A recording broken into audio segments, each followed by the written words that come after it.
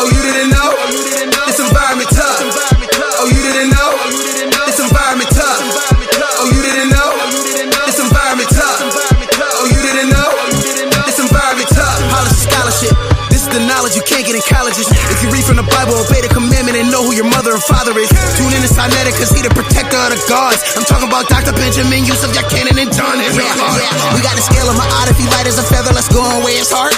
I am the shrine of Ptah. If you can say I am, better recognize a god. All I see is pseudos and frauds. Kudos to my dogs. Judo for you frogs. I think it's time to hop off the environment. Oh, you didn't know? This environment tough. Oh, you didn't know? This environment tough. Oh, you didn't know? This environment tough. Oh, you didn't know? This environment tough. Will survive. Comedic knowledge on the rise. Raising consciousness divine. To the truth we subscribe. Jabari leading the way.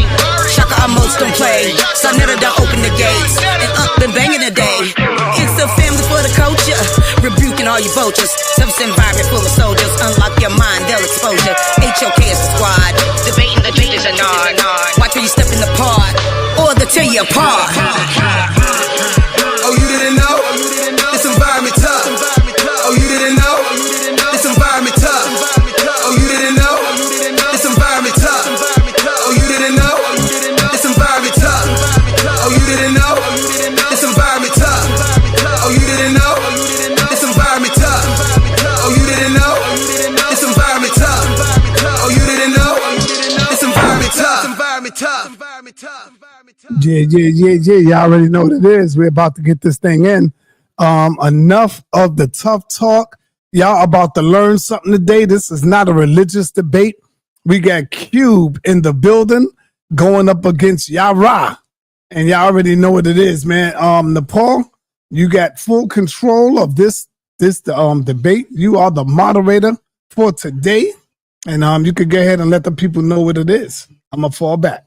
All right. Thank you, sa.neter. Peace to everybody in the chat. Peace to the HOK family. Yes, this has been long awaited. And now here we are today. We have the two titans clash of Yara, Elder Yara versus Outside the Qube. Capitalism versus Marxism / Leninism, which is best for the world. So thank you finally for joining us and getting you two on the stage together. Thank you, gentlemen. Please hit the like button. Y'all know the whole thing. Share. Just real quick, we're going to recap, let everybody know that they will be having 3 rounds, 15-minute rounds, and then we're going to do the back and forth. And at the end, we will let people in to ask questions. So let's get this going. Y'all ready? Is everybody ready? I mean, we've dragged this out long enough. Ready. What has it been? Years? Okay. So who is going? It's been a while. All right. I'll go first. Do you brothers want to introduce yourselves, or you want to just jump right in? You can introduce yourselves. People know you in the HOK. Yeah, we better off just getting right to business. People know what it is. Looks like he's ready to go. Okay, who's going first? With all seriousness, who's going first? Yeah, I'll go first if he's okay with that. Okay. You're now doing your opening round. When you start talking, Qube, your time starts. You have 6 minutes. All right, cool. Let me share this real quick. Okay. All right. Can y'all see my screen? Yes, sir. All right, let's run it. And now Oops. Hold on, my bad. Let me back up. Unmute that. And now our feature presentation. Can you hear that? Just want to make sure you can hear it. Everything's great. Okay, let's run it. And now our feature presentation. But that expropriation of the third world has been going on for 400 years, brings us to another revelation, namely that the third world is not poor. You don't go to poor countries to make money. There are very few poor countries in this world. Most countries are rich. The Philippines are rich. Brazil is rich. Mexico, rich. Chile is rich. Only the people are poor. But there's billions to be made there, to be carved out and to be taken. There's been billions for 400 years. The capitalist European and North American powers have carved out and taken the timber, the flax, the hemp, the cocoa, the rum, the tin, the copper, the iron, the rubber, the bauxite, the slaves, and the cheap labor they have taken out of these countries. These countries are not underdeveloped, they're overexploited. Be successful, you want to be like Trump? Gimme, gimme, gimme, push, push, push, push, step, step, step, crush, crush, crush. I mean, nobody should be hitting lotto for 36 million and we got people starving in the streets. There's no way that these people should own planes and their people don't have houses, apartments, shacks, drawers, pants. Even if you earned it, you still owe. But I mean, can you imagine somebody having $32 million? $32 million. And this person has nothing, and you can sleep. You can still go to the movie. These are the type of people that get humanitarian awards. Millionaires. How can they be humanitarians? By the fact that they're millionaires and there's so many poor people shows how unhumane they are. I think there is a way. It just takes to be revolutionary. I know you got $40 billion, but can you just keep it to one house? You only need one house. And if you only got 2 kids, can you just keep it to 2 rooms? I mean, why have 52 rooms and you know there's somebody with no room? It just don't make sense to me. You cast your ballot in a democracy on election day, but on every other day, you clock into a dictatorship. America isn't a democracy. It's a collection of private sector fiefdoms. Companies aren't democracies. You know, offices are not democracies. You supposedly want to export democracy all around the world, you know, because supposedly it's the most wonderful model of governance there is. But you'll never export democracy across the threshold of an office building, across the threshold of a company. You know, you pretend that you want to spread democracy to every corner of the globe, but you will never spread democracy into your own private sector. Leave your democracy at the door. When you punch in at work, you punch out of your democracy. And you enter into a purely authoritarian governance model. And that's where most people spend most of their time. And now, even your own government, your supposedly democratic government, well, they're punching in too. They're clocking in too to that same authoritarian corporate private system. I don't think you take this seriously enough. I think maybe people think that this is hyperbole. It's not. This isn't some sort of exaggerated rant complaining about the system. This is an objective assessment of what kind of a system you have. What's governing your country? What's governing your lives? You made business a no-go zone for democracy, a no-go zone for accountability and for any sort of restrictions or limitations and so on. And it grew and grew and grew in unchecked power until it captured your state. I mean, you really need to try to understand this structurally, the reality of this and the ramifications of this. Look, I can give you an example. It's a good example in terms of the ramifications of giving business the privileged, untouchable status that you gave them, that you gave business, okay? Did you know that right now in China, they are developing a nuclear reactor that uses thorium instead of uranium? It's still in the testing phase, but so far so good. This is going to potentially mean almost unlimited cheap energy production that is environmentally safe, that's clean, and that's stable. Now, once that first reactor is well tested and well confirmed, China is obviously going to expand and replicate that across their country. And they will almost definitely also help spread that technology to BRICS members, replicate it among BRICS members too. That means energy self-sufficiency across the global south. But the United States was working on this before China was, decades ago. But they completely abandoned that research in the 1960s. Tell me why.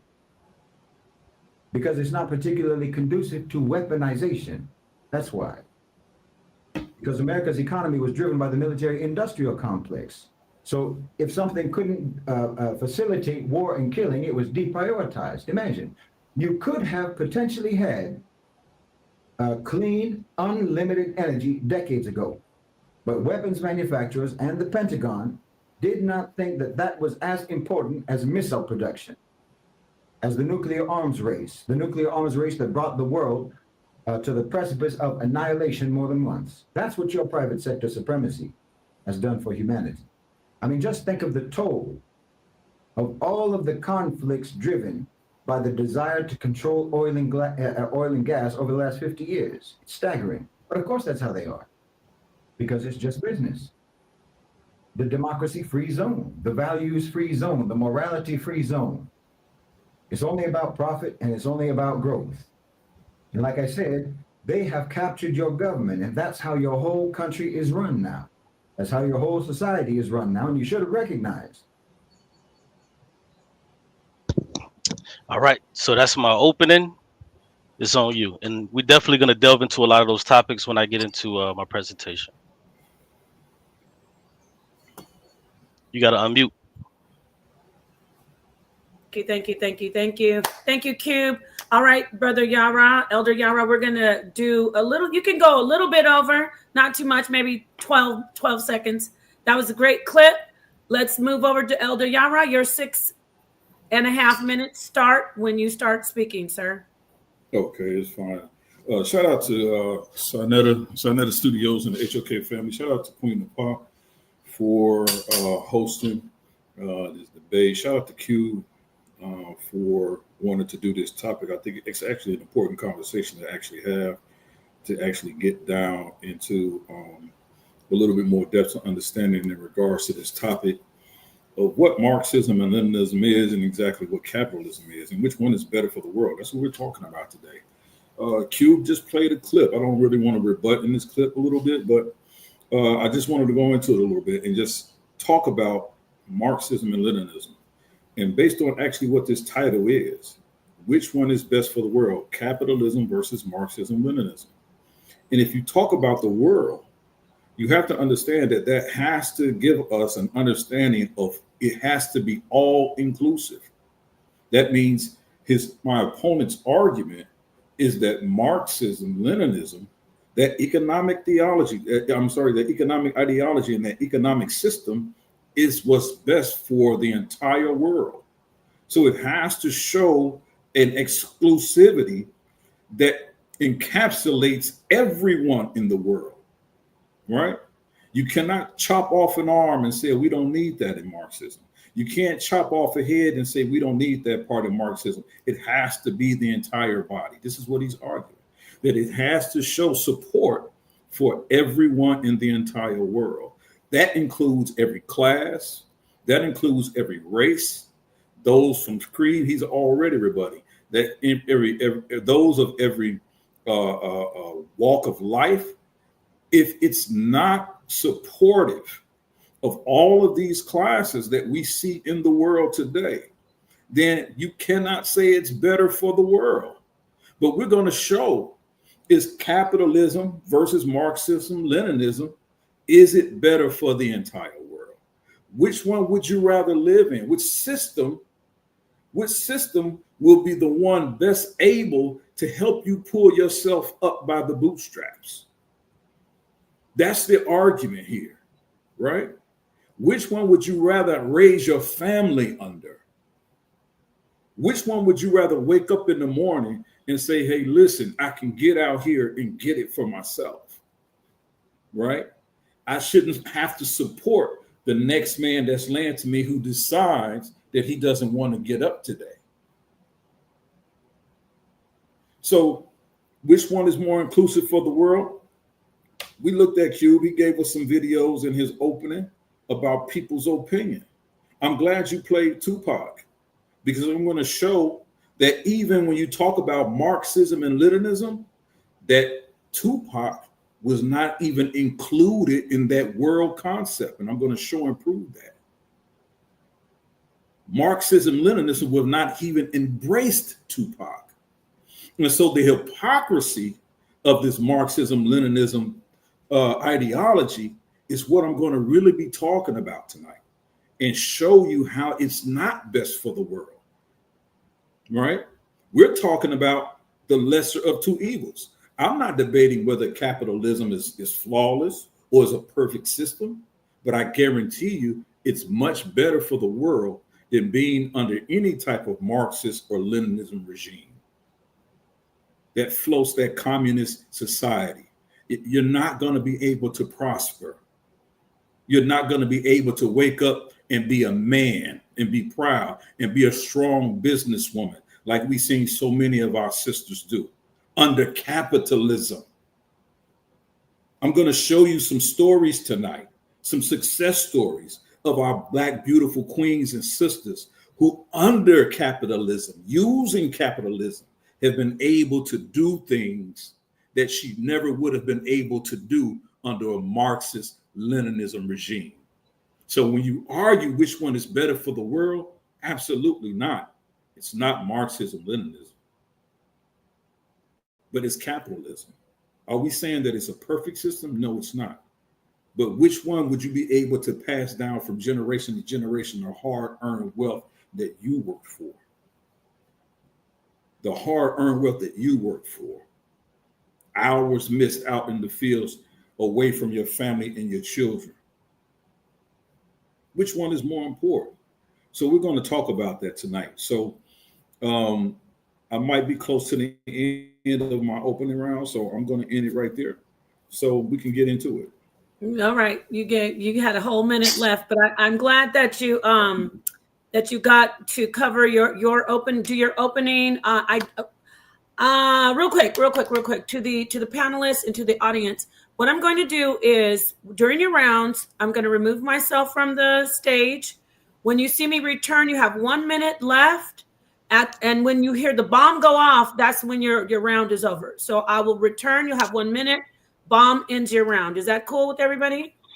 Yes. Probably not with myself because I'm gonna have my presentation on full screen, so I won't be able to see you come back. I won't even be able to see myself how I can see myself now. So drop the bomb at 1 minute. That'll work for me. If you want to do it the other way, that's fine. Yeah, okay. I'm fine with that too. If you drop a bomb. Okay, so I'll drop the bomb at 1 minute. So, oh, you guys want me to stay on the stage with you? I feel so honored. No, you can come back at 1 minute, drop the bomb, and leave again. Okay, got it. All right. So with that understood.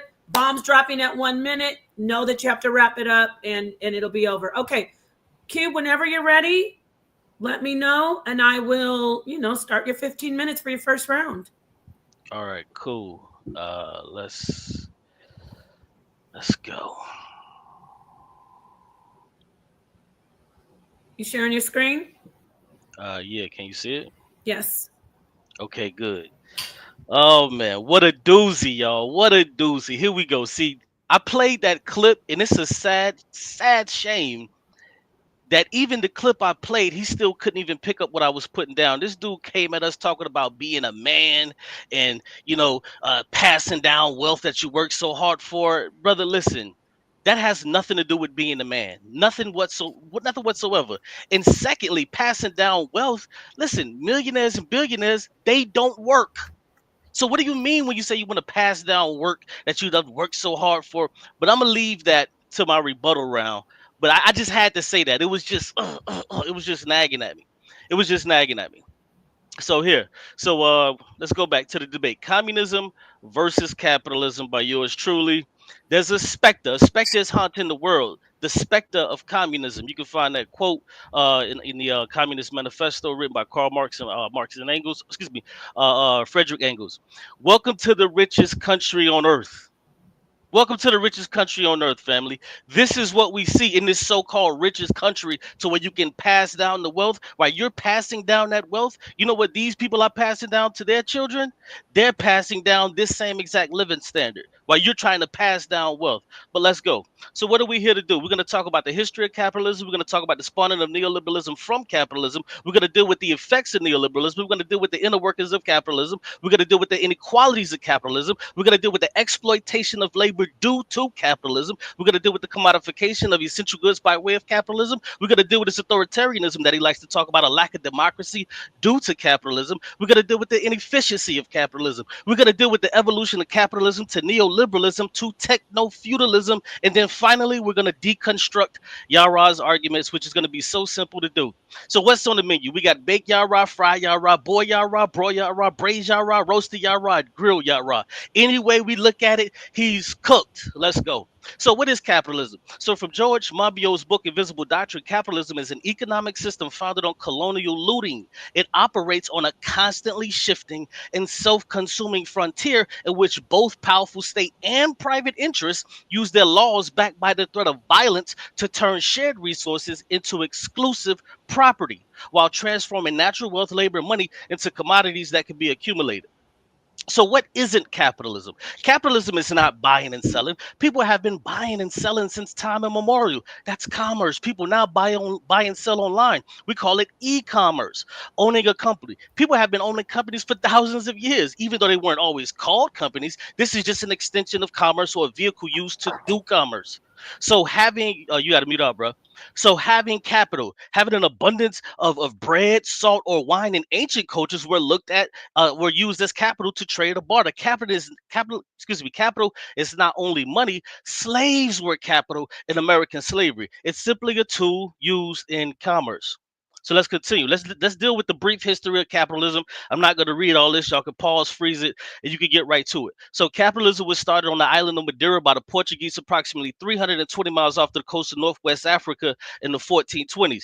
They called the island Madeira because of the abundance of timber. Madeira is Portuguese for wood. Timber was being exhausted in Portugal, so they needed another source due to using timber for shipbuilding. So what they began to do is they began to bring in slaves. They began to figure out, hey, we're going to need more and more people to get more and more wood. Thus, here we go with this system, and that system replaced slowly feudalism, which was the kings would own the land, the lords would rule the land, which is where we get landlords from, and the knights would protect the lands, and the people, the serfs would be the proletariats or us, the workers today.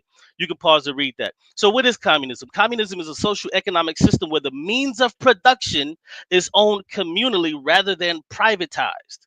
Communism aims to abolish class and money. Communism also aims to eliminate inequality with the dispersion of resources. So what communism is not? Communism is not a welfare state where no one works and everything is free. Communism is not about, oh, well, I want to feel like a man. That's retarded. That has nothing to do with communism. Communism isn't where every outcome is the same for everyone. And lastly, communism isn't about being jealous because someone has millions or billions of dollars. That's ridiculous. So let's look at the brief history of socialism, because if you understand socialism, you understand that socialism eventually births communism. So much like atheism being a response to theism, socialism is a response to capitalism that arose in the 19th century, popularized by Karl Marx and Fred Engels. With capitalism being dominant and feudalism being put out the pasture, so forth and so on. Marx and Engels, they saw the problem with the inequality, and then this is what they birthed. Okay. So now, who defends capitalism and why? So 100 heirs, they defend capitalism. They do it knowing that the system is inequitable. They know that in order to keep the system going, the bottom 90% has to hold up using their backs and their labor, the top 10%. So the 100 heirs defend the millionaires to hope to one day be in that position. We liken it to a carrot on a stick. 100 heirs have been propagandized into thinking that anyone can be rich, thus causing them to be dissatisfied with their position and forcing them to fight for millionaires and billionaires while not knowing that the position they're in is called particularly by the bourgeois class. This lie has caused people to leave their country of origin in search of scratching a lottery ticket or pulling themselves up by their bootstraps to achieve this status, as my interlocutor said in his opening, which is ridiculous. So now let's deal with the neoliberalism. Neoliberalism is a political and economic ideology that emphasizes free market capitalism with limited government intervention. It also advocates for deregulation, privatization, free trade, and reductions in government spending, which is austerity on social services. So let's take a look at some of the examples of neoliberalism and why neoliberalism is a problem. So we can look at the repeal of the Glass-Steagall Act in 1999, which allowed commercial and investment banks to merge, contributing to the 2008 financial crisis. We can look at the privatization of the railways in the 1990s UK, which led to what? Fragmented service, higher fares, and things just got worse and worse as they are today, and people complain about it. We can look at NAFTA, the North American Free Trade Agreement in 1994, eliminated trade barriers between U.S., Canada, Mexico that led to job losses in manufacturing, auto workers, farmers, etc. Those jobs are now being shipped over to China and other places. Why?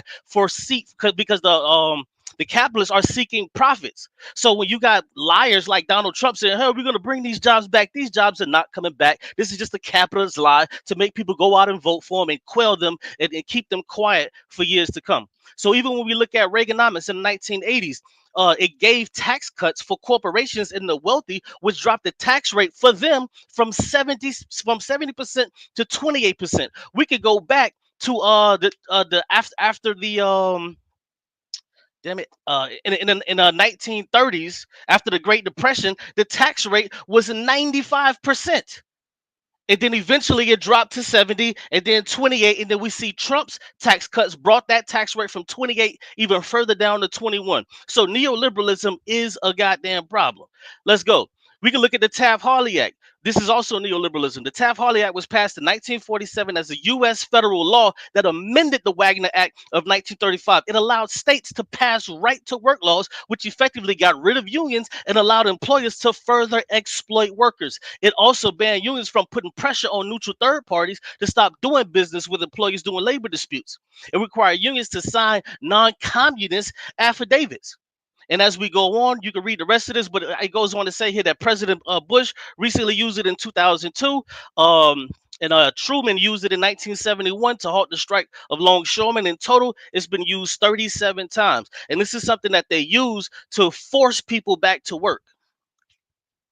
So now let's look at the productivity. So he wants to say how capitalism is so great. Well, I'm going to tell you that it's not so great, because this is what you always end up having with capitalism. What do we see? We see the productivity go up and we see the hourly compensation stay the same. Now, the thing is, neoliberalism directly affects this right here, because as they begin to strip away the laws that would protect the workers, we see productivity go up. We see productivity go up. We see hourly compensation stay the same. Pay attention, because I'm coming back to that. When it comes to the pace of the annual pay increase, the top 1% wage grew 138% since 1979, while wages for the bottom 90% only grew 15%. Why is it the bottom 90%, the poor people, the people who actually allow these people to earn the wages that they earn, why is it their wages are not going up? Whereas the capitalists, their wages are skyrocketing. Like I say, the productivity of the workers has gone up 243%. It's gone up 243%, whereas the hourly compensation has only gone up 108%. So we see that there's obviously a problem. So why do you work a 40-hour work week? Capitalism, of course. Over the years, several studies have been done to show that working over 5 hours yields no benefit in productivity. Capitalism won't adopt to this model because it would mean that they would have to focus less on profit. The 5-hour workday experiment in 2015, Reagan's digital enabler, a German company, tested a five-hour workday while maintaining salaries. What did the results show? The results showed that employees were just as productive and sometimes even more. Employees also reported higher job satisfaction and better work-life balance. No more 8-hour workdays, 10-hour workdays, 12-hour workdays. For what? They only do this because they want to squeeze every little bit that they have out of you. Let's continue. The 40-hour work week. The 4-hour workday in 2016 was conducted by Bakken & Bach, a Norwegian company, implemented a 4-hour workday. Productivity remained stable and also improved in certain cases because workers were more efficient. Now, something that I want to add to that is, what happens is when you have a 4-hour workday, what you do is you just get right to work and do everything that you have to do. But when you add all of these extra hours, people get a lollygag. They begin to slack off a little bit because you're there in a place that you don't want to be for 8 and sometimes 10 hours. You don't want to be there that long. But if you're there for a 4-hour workday, anybody ever been scheduled for like a 4 or 5-hour workday, and then you come in on a Saturday or whatever the case, you just get to work, boom, boom, boom, you get everything knocked out, and you get up out of there, and you feel more invigorated, refreshed. But see, capitalism won't give us 4 and 5-hour workdays. Let's continue with the Stanford research on overwork that was conducted in 2014. The study showed that productivity dropped sharply after 50 hours per week, and anything over 55 hours become pointless due to productivity being non-existent. The study also showed that 6-hour workdays improved well-being without reducing output. It's very simple. So let's take a look at capitalism in college. The average cost of college in the United States for the 24-25 academic year is $38,000 per student per year, including tuition fees, book supplies, and daily living expenses. This figure has more than doubled in the 21st century. It's more than doubled in the 21st century, according to the Education Data Initiative. So here's a breakdown. Let's look at this breakdown. So we have, for a public 4-year in-state college, it averages around 11,600. For a public 4-year out of state, you're looking at around 30,000. For a private nonprofit 4-year, about 43,000. And for a public 2-year, you're looking at 4,000. Now, why is this important? Why is this important? Because have you ever heard that saying that in the 70s, kids could go to college and pay for tuition by just working a summer job? Well, let's analyze that really quick. So if we look at just a kid making minimum wage, working a summer job, minimum wage in 1978 was $2.68 an hour. You multiply that times 40 hours, you get $106 a week. You multiply that times 12 weeks, which would be the summer, the 3 months of the summer, you get $1,272. What was the college price in 1978? Well, good thing I got this chart to show you. So if you look to your very far right, you're going to see 1978, it was $688. For the 78-79 school year, it was $688. Interesting, ain't it? So now, when we look at minimum wage today, we can't even say that.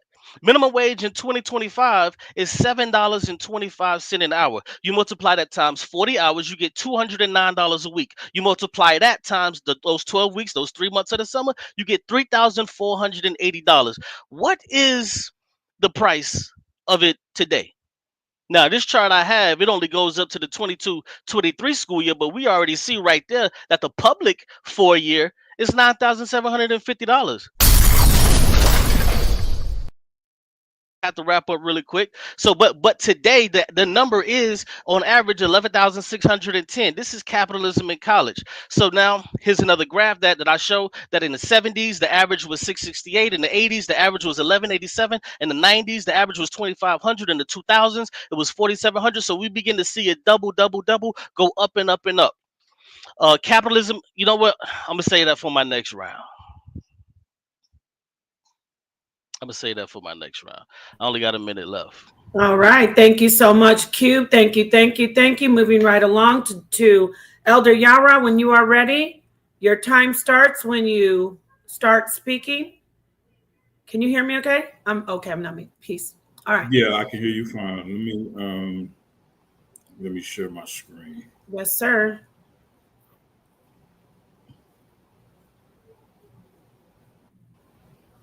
All right. Let me do it there.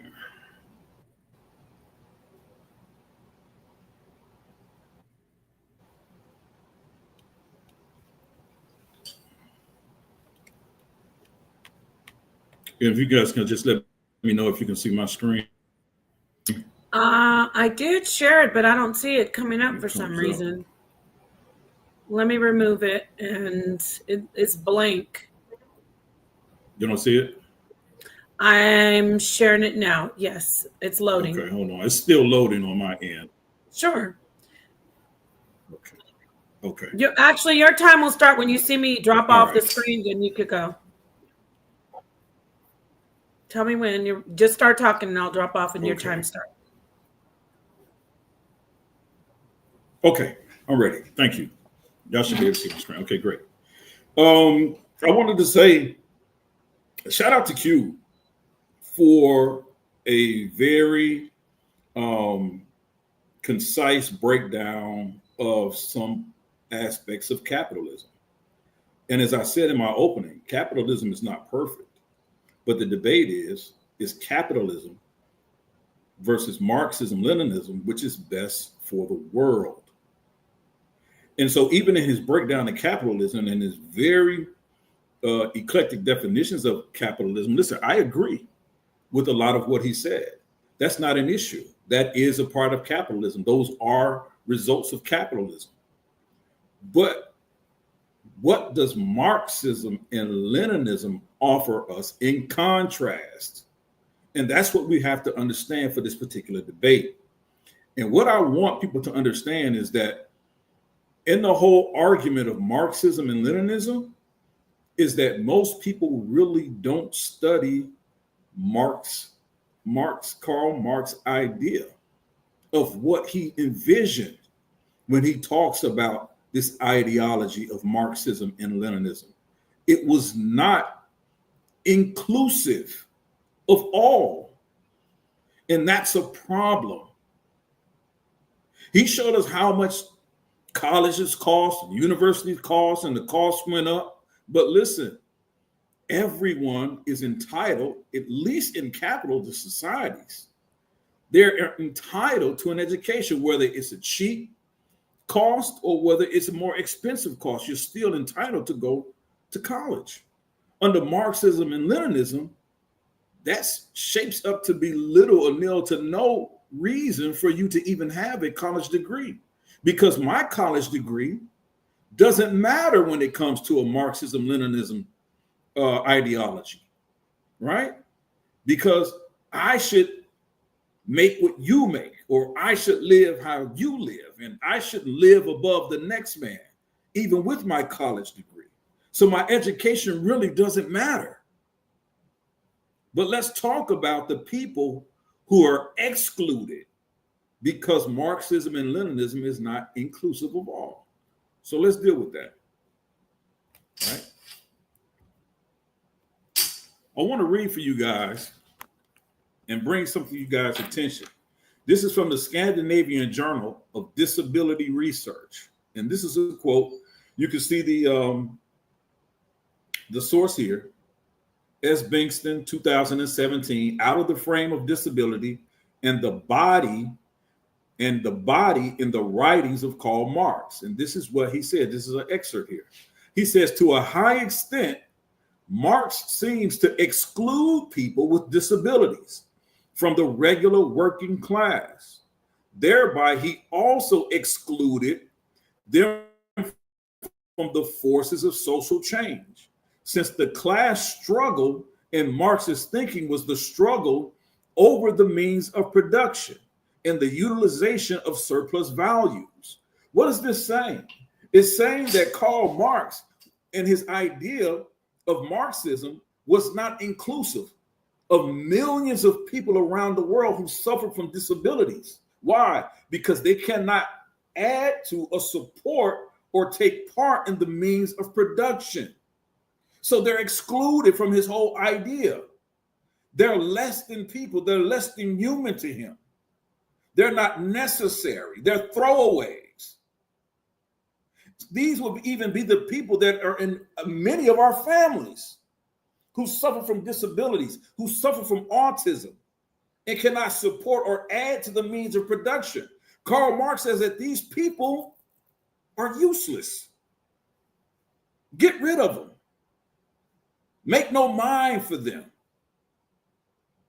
Let them fall off by the wayside, because they can't drum up any revolution. They can't participate in any revolution. They cannot participate in the means of production. So forget about it. So that's many of your brothers, that's many of your sisters, your aunts, your uncles, your cousins who suffer from disabilities. Get rid of those people. They're not worthy. See, this is the argument when people talk about Marxism and Leninism. This is the in-depth conversation that no one ever has, including our good brother Qube. Because they don't go into it, because all they think about is the dollar. But Marx's ideology was not just about the dollar. It was not just about the money, but it was about class and who was important to him. Although if you actually do your study on Karl Marx himself, very hypocritically speaking, he actually had a disability himself. But he would definitely go on to say all the time that people who are not able to support or add to the means of production, they're useless people. Let's continue. I hope y'all follow me here. These people, among many others in that particular group, Karl Marx labeled them as the lumpen proletariat. The lumpen proletariat. Let's give it a definition here. This is from Oxford. It says, especially in Marx's terminology, the unorganized and unpolitical lower orders of society who are not interested in revolutionary advances. These are the people that Marx labeled the lumpen proletariats, or those who are wasteful, those who are not important, those who can't add to the means of production, those who cannot participate or are not interested in revolution. Are you saying, Qube, that everyone in the whole entire world is interested in revolutionary action? If not, then we should throw them away? The debate is about what's best for the world. If it's what's best for the world, Qube, then it has to be all inclusive. And Karl Marx's vision is never and has never been all inclusive. I'm going to go even more deeper than that, because it's not just dealing with those with disabilities that he's referring to. I'm going to show you those who he actually talked about as well, right? Let's take, for instance, the Bloods and the Crips. Karl Marx would look at these people because they were felons, they're criminals, some of them involved in criminal activity.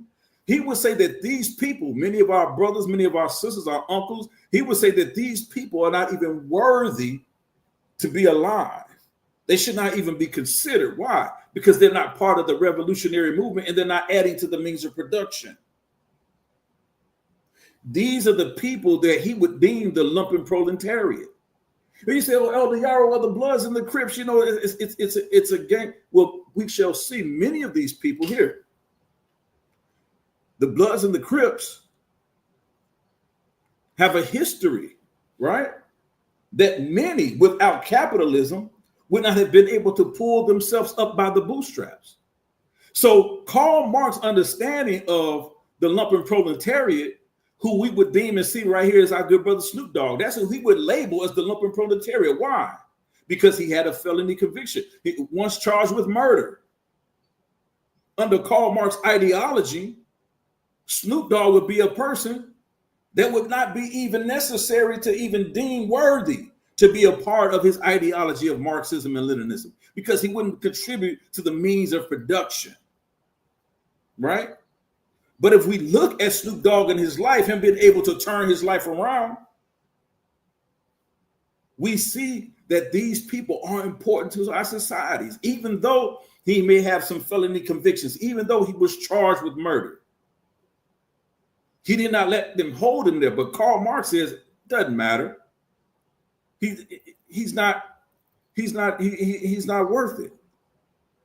But you see his life now, and you see how he worked not to stay in the same state, in the situation that he once was.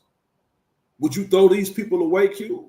Because if you're going to argue Marxism, Leninism, you have to argue the whole, not just the sum of its parts. That's the Gestalt theory. The sum of its parts, Qube, is not greater than the whole. You have to argue the whole argument.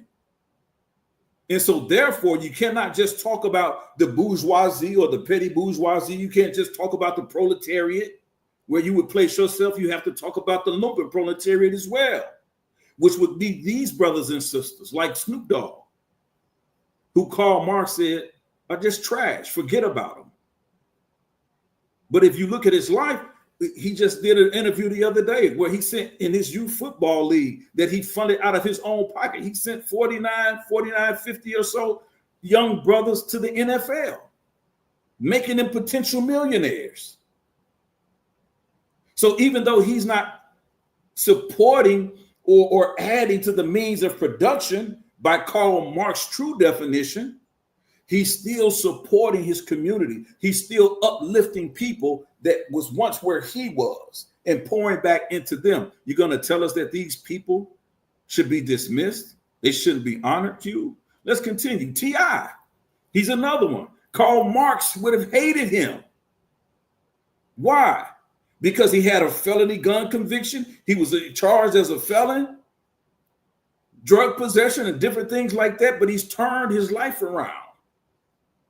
And he's a philanthropist. He supports many people, many businesses in the inner city communities where he grew up, went back to his own neighborhood and built up that neighborhood where people now have better lives. But Karl Marx has no room for him. It's not all inclusive. You cannot argue that capitalism is not better than Marxism, because at least with capitalism, T.I. was able to go back and help his people. You wouldn't be able to do that under a Marxist Leninism ideology, under a communist regime. It doesn't give you that cue. And throughout this entire debate, you cannot dismiss or ignore the lumpen proletariat. That's most people you know, Qube. That's most people you grew up with in the book. Booker T. Felon, but turned his life around. Now he's a millionaire. He supports, he helps kids in the inner city. These people are the people that would have been left behind under Marxism, Leninism regime. If that supports the, if that's what everybody in the world should be following, it leaves no room for these type of Black success stories, Qube. It doesn't. Let's continue. Curtis 50 Cent Jackson. We all know who he is. We know his background, his criminal background, a hustler on the streets. But he's turned his life around. Now he employs thousands of people. Many African-American people. This would not be possible, Qube, under a Marxist Leninism regime. It would have left him behind. It would have left him behind. You cannot dismiss the lumpen proletariat simply because Karl Marx tells you to. He hates your brother and sister. But you only want to argue just a piece of Karl Marx-Leninism ideology. We're talking about, is the whole of it good for the world? The answer to that question, Qube, is no. Is capitalism great? It's not great. But it's better for our people. It's better for the world. These people are proof of that. Black success stories Marx would hate. Madam C.J. Walker. After the Emancipation Proclamation, she was the first self-made female millionaire in the U.S. Marxism, Leninism does not afford that, Qube. Simply because of the class that she was in, guess what? Marx would have thrown her into that whole array of lumpen proletariat, those who are not deemed necessary. Why? Because she doesn't have a revolutionary element. What do you think she did with her millions? She supported millions of other women, supported them to become entrepreneurs. Ursula Burns, this beautiful young sister right here in the blue, raised in poverty. Marxism, Leninism hates her. This is what we have to understand about the arguments. It's not just about the bourgeoisie and the petty bourgeoisie and the proletariat. There is a section of people around the world defined by Karl Marx as the lumpen proletariat that he says, you know what, the hell with them. The hell with them. How about Janice Bryant Newhart, right? Overcoming the challenges of a segregated upbringing and defying stereotypes. She founded the Act One Group, $1 billion company. One of our queens, one of our sisters, Qube. Marxism, Leninism does not afford these types of success. They don't, but they're important. You know why? Because they employ millions of others and thousands of other people like us, Qube, just Black and brown people. But this can be duplicated in the world under capitalism, not under Marxism, Leninism. Let's continue, right? What about Elizabeth Keckley? Some of you may or may not ever heard of her, right? This is her here, behind the scenes. Brother, right? can you hear me? She bought and became a, what did you say? I'm sorry. Oh, I don't know. You probably didn't hear the bomb drop, and then I'm back. You're back. Okay. I'll end right there. Sure. And I'll pick it up. Thank you so much, Elder Yarah. And moving right along to the second round. Qube, let me know when you're ready. And your time starts when you start talking. Can you guys hear me? Qube, you can hear me? Okay. When you're ready, let me know. Qube, we're going into the second round. Yes. Yeah, you said that my time would start when I start talking, so I wanted to make sure. Oh, I got look. you. Hey, look, this is pathetic. I just got to be real with y'all. This is pathetic. I'm just going to be 100% honest. This dude just gave us about 10 petty bourgeois. Like, what are you talking about? And I got to rebut this. I know but I got to rebut this because it's fresh on the mind. So Yara continues to say, what's better for the world? What's better for the world? Well, that is true. And he thinks better for the world means better for each and every person. That's not what that means. What's better for the world is to lock up people like Charles Manson and Jeffrey Dahmer, but it ain't better for them. They don't want to be locked up. So you make no sense. That whole argument out of the window, that's dead. So he goes on to say, well, Bloods and Crips won't be a part of the revolution. Look at the Bloods and the Crips. Well, the Bloods and Crips, when they're thrown into jails under capitalism, guess what? They have their means of productions stripped and they're forced into slave labor. What are you talking about? Why are there gangs? Bro, gangs stem from poverty. Poverty stems from capitalism and inequality. Bro, that's checkmate. That whole first round, that's done. I just killed that. That's dead. Let's move on to part two. So capitalism and American slavery. Slave labor was central to the profitability of Southern plantations. It was a highly inefficient, brutal system where African bodies were used as commodities and tools to maximize profits. So this dude right here, he would tell you capitalism is okay. He'll be on the slave plantation telling you capitalism is okay. Capitalism is okay. Meanwhile, he's being sold to the highest bidder. You make no sense, bro. If it's good now, why isn't it good then during slavery? Bro, you're dead. This is over. The Compromise of 1850 and Fugitive Slave Act showed how federal law protected who? It protected the slaveholders' economic interests. Even after emancipation, sharecropping and convict leases replaced slavery with new forms of exploitative labor to maintain what? Capitalist profits. Bro, you're dead.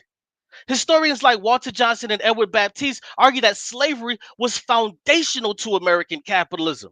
So while you running around telling people, oh, capitalism is good, capitalism is the best system, well, it was built on our backs. Without us, we wouldn't have this. We wouldn't even be in the situation that we are in today with our labor being exploited, pushed in the ghettos and gangs to where you now can hold up one or two of them and say, look at him. What are you talking about? After slavery, Jim Crow laws and redlining ensured Black Americans remain an underpaid labor force, benefiting who? Capitalist industries. Bruh, listen, you're going to have to get on topic, bruh, because I don't know what you're doing. Capitalism and American slavery continue. By 1860, Southern plantations supplied 75% of the world's cotton. 75% of the world's cotton. So at any given time, three out of four people in the world, if they had on a shirt, a pair of pants, a hat, anything that made with cotton, it came off of yours and my ancestors' backs for free, for capitalism that you love and you defend today. Bruh, make this make sense. You dead for real, bruh.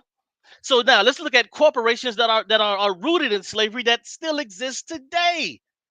So we can look at Aetna, New York Life, Lehman Brothers, which are now defunct through as part of the 2008 financial crash. Morgan Chase, J.P. Morgan and Chase, Tiffany and Co., Norfolk Southern, that's a railroad company, Lloyd's of London, Bro, listen, I don't know. We just gonna have to have fun at this point. So let's look at capitalism, the black coon, and the minimum wage. So see, capitalists, they like to hold up this dude right here. And these are some of his quotes. There doesn't need to be a minimum wage. The minimum wage law reduces options for the set of transactors, the employee and the employer. Minimum wage increases unemployment for most disadvantaged workers. So this is a capitalist. Well, he has a capitalist mindset, and he's telling you that doesn't need to be a minimum wage. He's telling you, hey, you know what?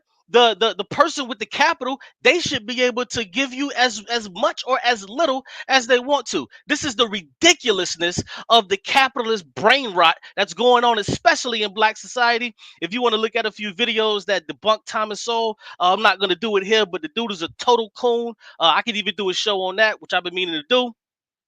Capitalism, and it's hold on, let me make sure that my screen is, can my screen be seen? Hold on, I don't want to pull a Tazariak out here. Okay, yeah, we good. Okay, so capitalism and its vicious attack on the global south. So we know what the global south is. You can pause and read it. Da da da da. Hold on, what the? Okay, there we go. All right, so let's look at King Leopold in capitalism, and I don't want to put him in his great picture when he's looking all regal. No, we're gonna put him on the statue defaced as he should be. So from 1885 to 1908, under the guise of humanitarianism and civilizing Africa, he exploited the region for rubber and ivory, leading to widespread violence, forced labor, and mass death. Leopold's regime forced Congolese people to meet impossible rubber quotas under brutal conditions. Failure to meet these quotas resulted in mutilation, torture, execution. Historians estimate he's killed 10 or more Congolese people. This is your capitalism at work. You got to be okay with it. Yara, are you okay with this? Because this is capitalism. You got to be okay with it. $45 trillion stolen from India. See, there's a short story that is commonly told in Britain that the colonization of India, as horrible as it may have been, was not of any major economic benefit to Britain itself. See, all of the colonizers, they all have the same thing. Well, we really didn't benefit from anything. We were just, civilizing them up. This is their common tactic. If anything, the administration of India was a cost to Britain. Oh, well, we were civilizing y'all up. It cost us more to do that than we actually even benefited. So the fact that the empire was sustained for so long, the story goes, was a gesture of Britain's benevolence. BS. New research by the renowned economist Utsa Patniak, just published by Columbia University Press, deals a crushing blow to this narrative. Drawing on nearly 2 centuries of detailed data of tax and trade, Patniak calculated that Britain drained a total of nearly $45 trillion from India from the period of 1765 to 1938. So when you want to talk about capitalism and you want to laugh at the people from India, you want to say they backwards and this, look how much they've taken from these people. Like I showed Dr. Parenti at the very beginning, they've taken the rubber, the flax, the oil. They've taken everything from these places. You don't go to poor places to get rich. And like he said, only the people are poor. Stop playing, bro. And this right here goes on to show how these people did those things. We can look at capitalism and Iran. Before U.S. capitalism and freedom came, look how people were happy, jovial. Look at Iran today after after the effects of capitalism. Let's look at these people today. There's more and more we can go to where I can show how the U.S.-backed governments, and the reason, just a real quick breakdown, the reason why this even happened is because of oil. So America got along with Britain to overthrow the Shah, get him out of there so they can bring in, I forget his name, Soleimani or whatever his name was, to bring him in, so then they can now extract some more of that oil. And this is what we have today, a theocracy, to where women have to walk around like this, getting beaten, can't drive cars, all of this type of madness that's going over there in Iran. So now let's look at capitalism and a sustained attack on socialism. Before freedom, 1969 to 2011, in Libya, the government provided free healthcare, education, and subsidized housing. The country was stable, and Gaddafi invested in the great man-made river to help with water supply. After freedom in 2011, when they cooled and killed Gaddafi? Civil war, hyperinflation, unemployment, and the erosion of social services, widespread violence, kidnappings, and different warring factions. Why does everywhere capitalism goes, this is what follows? Let's look at capitalism and the creation of the richest blacks on the planet that he was just talking about. Yeah. So there's this video you could actually watch, Selling to the Negro. It's on YouTube. I suggest you watch it. But realistically, when we talk about the richest blacks on the planet, that's just proximity to white people, bro. White Americans and the American empire and capitalism. That's all that is. It has nothing to do with what black people are actually doing. Ain't nobody picking themselves up by their bootstraps. That's nonsense. That's garbage. Americans can't even afford a $1,000 emergency fund. A survey was conducted and it showed that in all of this great capitalism that he loves, 42% of Americans don't have any emergency funds. That's half of the people here in this great capitalism that you love so much. 40% couldn't even cover a $1,000 emergency expense with cash or savings. Almost half of women, 49%, don't have an emergency fund. 60% of people have had an unexpected expense pop up in the past year. And guess what? 40% of them couldn't even pay for it. Isn't that crazy? Let's go. So capitalists, they really don't want to compete. That's a lie. It's BS. Don't ever believe it. When capitalists say that they want to compete and it's the free market, they're actually against the free market. So check this out. I'm not going to read the whole thing, but I'm going to delve into this. So when Uber first entered the taxi market, right, it appealed to consumers with cheaper prices than most taxi services. So what did they do? They get the cheaper prices. So people would say, hey, you know what? Why would I pay this for this taxi, this yellow cab, when I could just get an Uber and it's cheaper? But then what begins to happen is after they've taken over the market and they've ran all of the yellow cabs out, what do they begin to do? If you look here, it says, but over the last several years, the cost of ride-hail services have nearly doubled. Since 2018, Uber has raised its prices by almost 18% per year. If you catch Ubers, you know this. So in 2018, they raised it 18%. 2019, another 18%. 2020, another 18%. So forth and so forth and so on. So now it's double the price of what just getting a regular taxi yellow cab used to be back in the day. So let's look at the anti-competitive practices. So what do they engage in capitalism? I'm telling you, they do not want to compete. This is a lie. Price fixing, which allows companies to buy and sell at a fixed price to control the market. Bid rigging, which allows companies to submit non-competitive bids. Predatory pricing, eliminating competition by slashing their prices so low just to raise them once again when the competition is gone. This is exactly what Uber did, and we see a lot of companies do this. Tacit collusion allows two companies to not explicitly exchange information, but still agree on conduct. And let me show you what that looks like. It looks just like this. So in 2023, PepsiCo's chief financial officer said that even though inflation was dropping, its prices would not be. Pepsi hiked its prices by double digits and announced plans to keep them high in 2024. If Pepsi were challenged by tougher competition, consumers would just buy something cheaper, right? But Pepsi's only major soda competitor is Coca-Cola, which, surprise, surprise, announced similarly price hikes at about the same time as Pepsi, and has also kept the prices high. This is capitalism. This is why it's so retarded. I even gotta read the rest. Y'all can read that. Hold on. Let me read this. I'm gonna read the bottom portion of this. But these are examples of these oligopolies. We're gonna get into that next. So if you read, let me go to the let's go to the third paragraph from the bottom. We're seeing this pattern across much of the economy, especially with groceries. At the end of 2023, Americans were paying at least 30% more for beef, pork, and poultry products than they were in 2020. Why? Near monopoly power. Just 4 companies now control processing of 80% of the damn beef. And you want to tell me capitalism is better? How can you compete when you have someone that owns 80% of the damn beef? Nearly 70% of the pork. This dude talk about pull yourself up by your bootstraps. Oh, okay, well, let me get some pigs and then let me start selling some pork out of my little farm. You're not going to compete. You can't compete. And if you do get a little bit big, they'll just come and buy you up.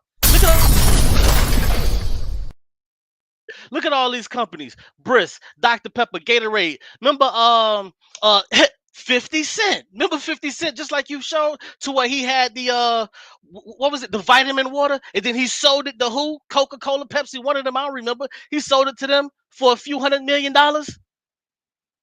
Capitalists do not want to compete. They rather buy up the competition. So oligopoly, the food industry is an $8 trillion behemoth dominated by a handful of multinationals that control everything in the world that the world consumes, from breakfast to dinner and munchy attacks in between.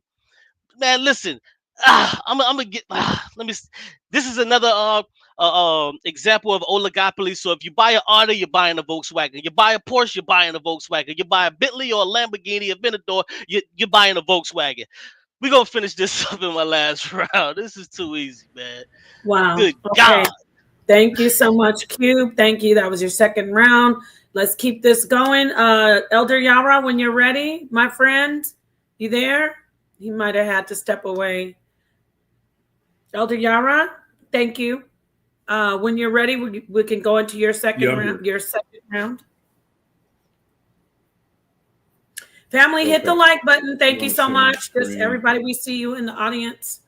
Hit the like button. Thank you for being here. Much love to everybody. This is great. This is really, I think this is all that everybody anticipated. I'm really enjoying this. I'm learning a lot too from both sides. So with that said, Elder Yara, I'm adding your screen share. And like I said, when you start talking, I remove myself and your time can start going. Listen up for the bomb, my friend. You didn't hear it last time. You were so engaged. So, okay. Yeah, I did. I missed it. Okay. All right. Let me do this right here.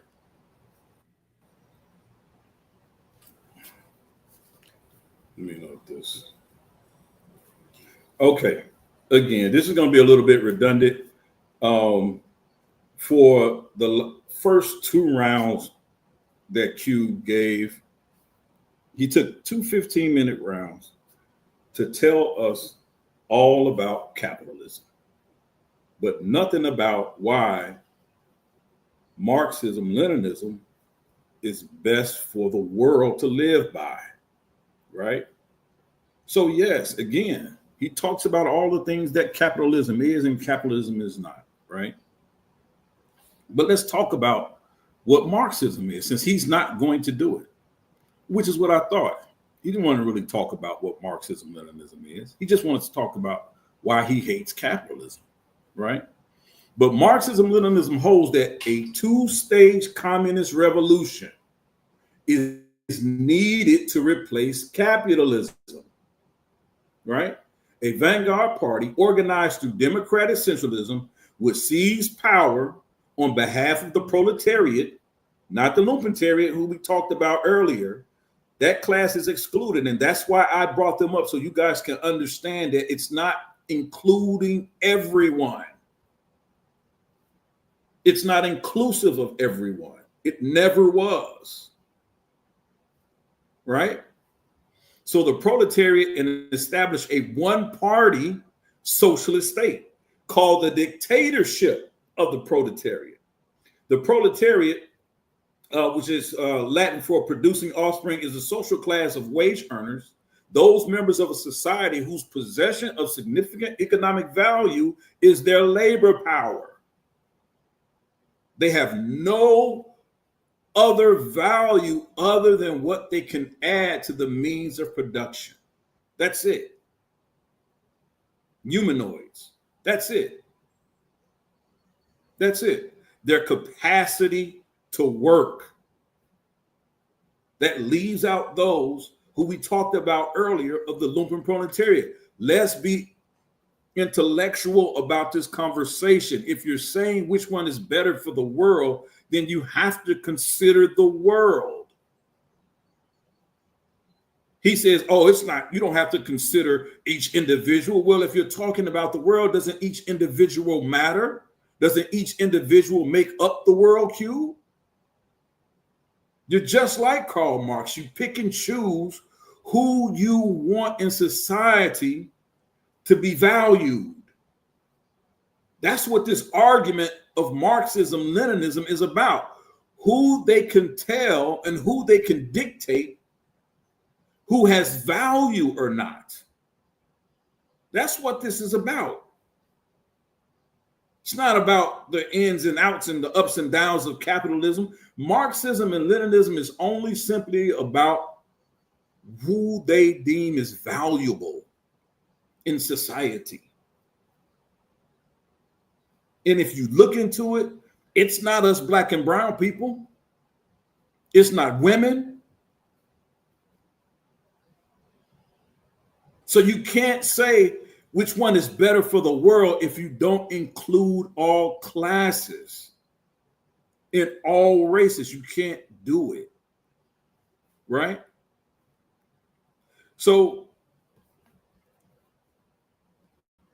let's continue. Today, Marxism-Leninism is the de jure ideology of the ruling parties of China, Cuba, Laos, and Vietnam, all one-party social republics, as well as many other communist parties. But I'm going to show you, even in China, who claim to follow this sort of Marxism, Leninism, it's all fake, it's all a wash, it's smoke and mirrors, because by definition, China is a capitalist country. This is what they are. But it's all smoke and mirrors. But they use Marxism and Leninism to oppress the people. They use it as an excuse to take and control their land, to keep them in a place where they cannot rise above. So let's watch as we go along. The state ideology of North Korea is derived from Marxism-Leninism, although its evolution is disputed. Marxist-Leninism states are commonly referred to as communist states. Remember, Qube opened up with that. Communism versus capitalism. So we know he's talking about communism and communist states, right? But let's really go into it here, right? And I want to just bring some citations here, right? So the second stage, right, or Marx's higher phase, or communism, is to be marked by an age of plenty, distribution according to needs, not work, the absence of money and the market mechanism, the disappearance of the last vestiges of capitalism, and the ultimate withering away of the state. Still 1999, page 45, among Western journalists, the term communist came to refer exclusively to regimes and movements associated with the Communist International and its offspring regimes, which insisted that they were not communists but socialists, and movements which were barely communist in any sense at all. So when Qube opens up in his very first slides talking about communism versus capitalism, this is what he's talking about: oppressive regimes. And he wants to tell you that one repressive regime, capitalism, is worse than another capitalism regime. Another Marxism regime. This is what he's trying to argue. But I tell you, under capitalist regimes and under Marxism, Leninism ideologies, there's no way for you to have a fighting chance. Under capitalism, at least you have a fighting chance to own property. Some say, well, even in a Marxism-Leninism argument, those can own property. Yeah, landlords can own property, but guess what they're referred to under Marxism and Leninism? They're referred to as the petty bourgeoisie. Why? Because they can own land, landlords. They can charge rent. That's capitalism. But guess what? Guess what? They don't have to offer people housing simply because they're homeless or they're without. They can pick and choose who they want to stay homeless. The government has to give them the permission who they can allow to occupy a home. See, these are things about communism and Marxism and Leninism no one really wants to talk about, especially Qube, because it's a completely oppressive regime. You can argue about capitalism all you want to in the United States and your arguments against the United States if it's an oppressive regime as well, but guess what? This is why I showed you the group of the lumpen proletariats who can still pull themselves up by their bootstrap and make millions and pull others up with them. Under these oppressive regimes in communism and these Marxism ideologies, you can't do that. You can't do that. Right? So Rozier and Barkley, Rozier 2003, ironically, the ideological father of communism, Karl Marx, claimed that communism entailed the withering away of the state. The dictatorship of the proletariat was to be a strictly temporary phenomenon under Karl Marx. Qube, he never intended for the proletariat to have anything, only to be a part of a repressive regime. Well aware of this, the Soviet communists never claimed to have achieved communism, always labeling their own system socialist rather than communist and viewing their system as in transition to communism. It's all smoke and mirrors, Qube. It's a philosophy. Just an idea, right? Marxism and Leninism and its offshoots are the most well-known Marxist schools of thought, as they were a driving force in international relations during most of the 20th century, right? Communism, the Columbian Encyclopedia, 2007. But watch this, right? The economic and social system of communism is derived from the writings of Karl Marx, who defined it as the riddle of history solved. And it knows itself to be the solution, Marx and Engels, 1848. However, many economists, Qube, would simply describe it as the elimination of private property. Can't own anything. It's false. Not the average person. Essentially, in the ideal communist system, the government owns everything and distributes the resources to the people. That means we have to rely on the government to be fair, Qube. We have to rely on them to be fair, right? That they won't give all the best properties and all the best lands to their families and friends. If you wanted to buy an acre of land and build for your family and pass it on down to your children, Qube, you couldn't do this under a Marxist-Leninism regime. Not you. Not you, Qube. Marxism and Leninism doesn't even include you.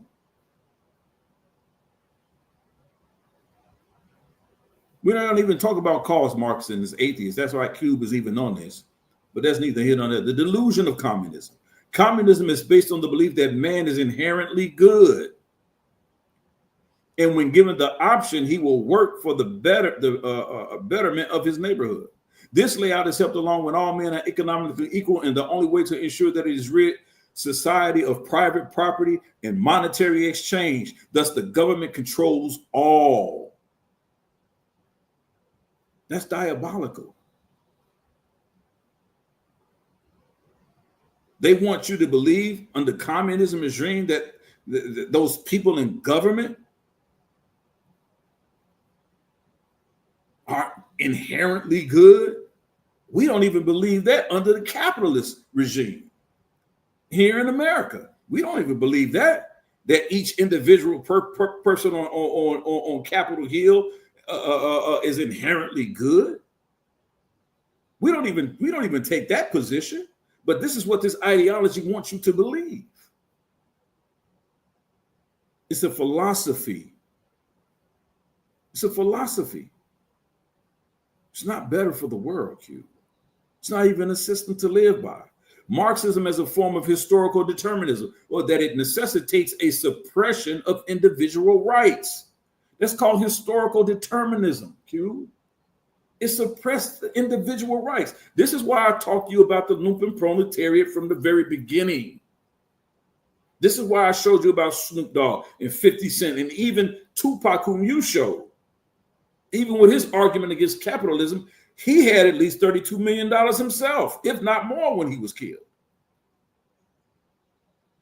Did we still have poverty? Did he erase poverty? Did he take his millions and get everyone off Skid Row? He didn't do that. Was he being hypocritical? No, because you know why? He worked hard for his money. He know where he came from. Individual rights or natural rights are rights held by individuals by virtue of being human.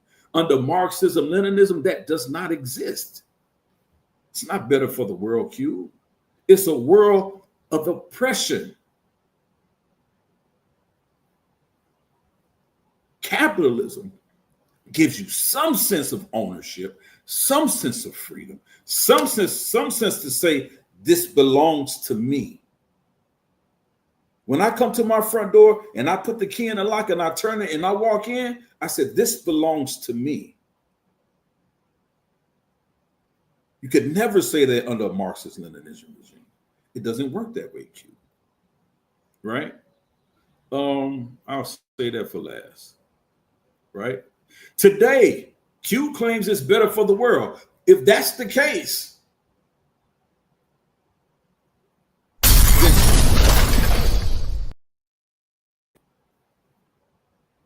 does that mean I have 1 minute left? Was that in my round? I'll keep going.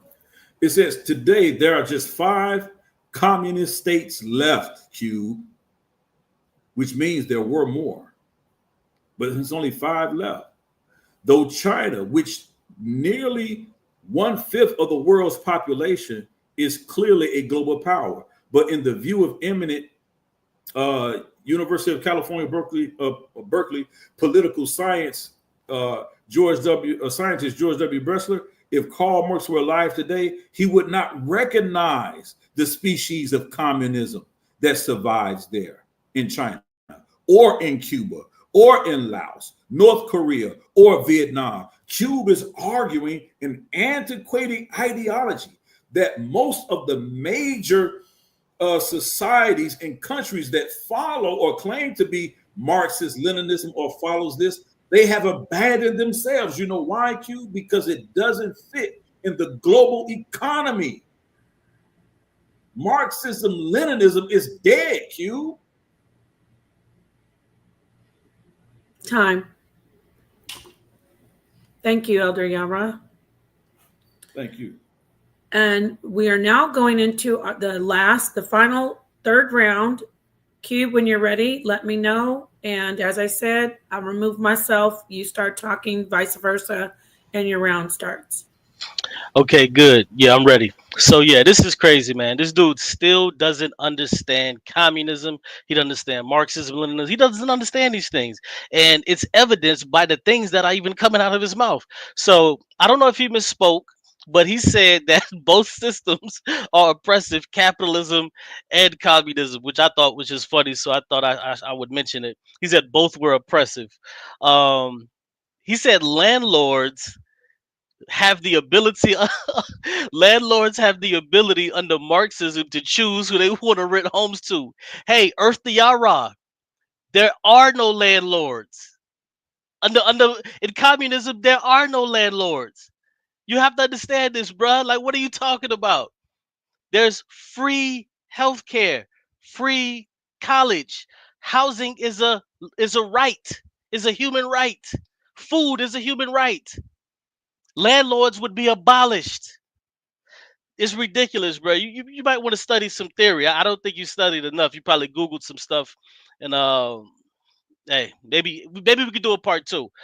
So yeah, he's definitely wrong on that. He also went on to say that she can't own anything under communism, bro. That makes no sense whatsoever. Now, what you're gonna have to answer in the Q&A, you're gonna have to tell me. I'm not gonna bust your bubble just yet. I'm gonna give you some time to Google search. And when you Google search, and when I ask you that question, that's gonna render this statement that you made null and void. Because he said that under communism, you can't own anything. Under communism, you can't own anything. So I'm going to let him hold that. And then he keeps going on into, well, what about the different classes? What about the different classes? Brother, you have to understand communism is a cashless, class stateless society. So there are no classes, there's no money, and there's not a state. So what are you even talking about? Brother, if you don't understand it, you should have just told me you don't understand it and you needed some more time. He also went on to say, and bless his poor little heart, bless his poor little heart. He tried to say, well, they oppressed the women. He said they oppressed the women. Yo, check this out. After the Bolshevik Revolution in 1917, oh, let me put this over here so I can look at the camera. After the Bolshevik Revolution in 1917, the Soviet government granted women equal rights under the law, including voting rights. So guess what? In America, when women over here, especially black women and men, couldn't vote, women were already voting over there. So the women that was over here in America, they had to wait. Under socialism, they had to wait. In 1918, the following year, they abolished the patriarchal marriage laws, and then they allowed divorce and recognized women's property rights. Oh my God. They recognized women's property rights. Yo, this is pathetic. Women were also integrated into the workforce as part of the socialist industrialization. Uh, by the 1930s, under Stalin's 5-year plan, millions of women worked in factories, construction, and even heavy construction. You gotta understand. I tried to explain to you what the sickle and the hammer meant. Looks like you paid no attention. And this is what they also did for women. The state promoted collective child care to free women for work. Like, come on, bro. What are you talking about? It was a better system for women than we have today. Who wouldn't want free free child care for their children? Most women have to, especially if you're a single parent. I know because I had to pay these exorbitant prices, $600-700 a week, just so I can go to work. Make that make sense? But that's what capitalism does. They want to charge you coming into the world, and they want to charge you going out of this world. Let me get back to my presentation, yo. And I ain't gonna lie, bro, that was pretty bad. I don't know, it was a bit difficult to follow. Just kind of mainly because you really wasn't really making a whole lot of sense, but you did try, which I think that is honorable. So let's go here. And I would read something from Michael Parenti and I may read that later towards the end, depending on how I feel. Yeah, let me get that screen shared really quickly. All right, so hold on, let me go where we was. Okay, yeah, this is where I left off at. So right here, capitalism stifles innovation.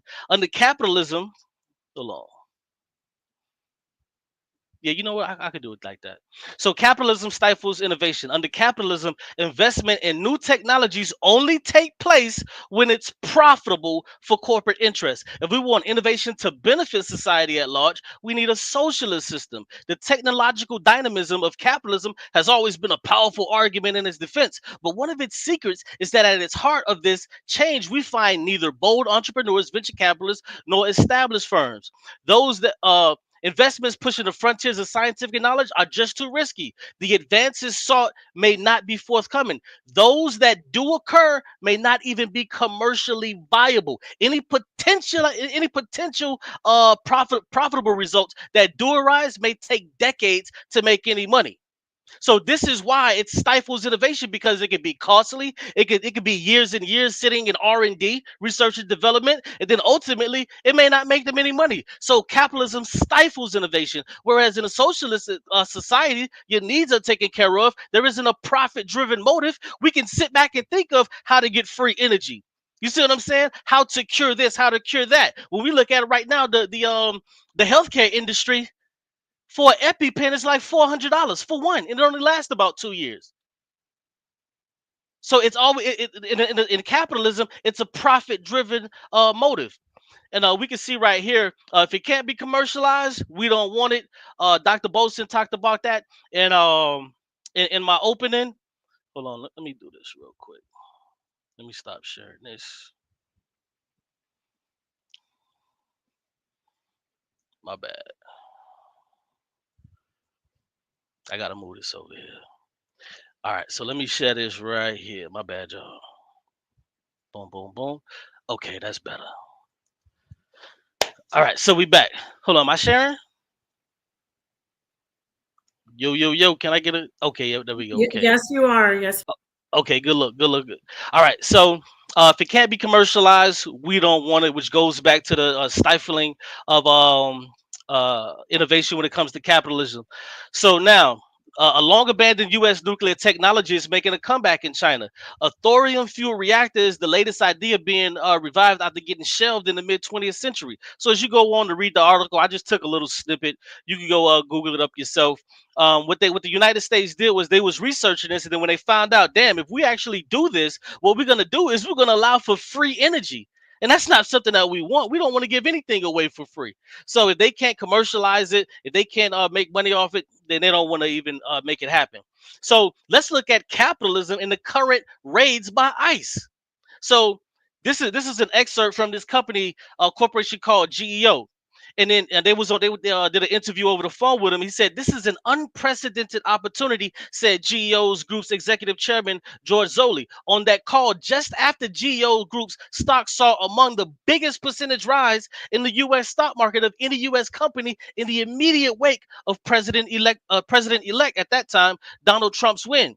GEO Group could see an annual revenue boost of $400 million through Trump's mass deportation plans. In fiscal year 2024, ICE obligated $747 million to GEO Group in contracts, according to federal spending data. In 2024, a mix of GEO's Political Action Committee, senior executives, and GEO's subsidiary collectively contributed what? Millions of dollars to Trump-aligned political action committees. So what this company is doing is this is the company that's making money off of these ICE raids. It's pathetic when you really think about it, but this is capitalism. Let's continue.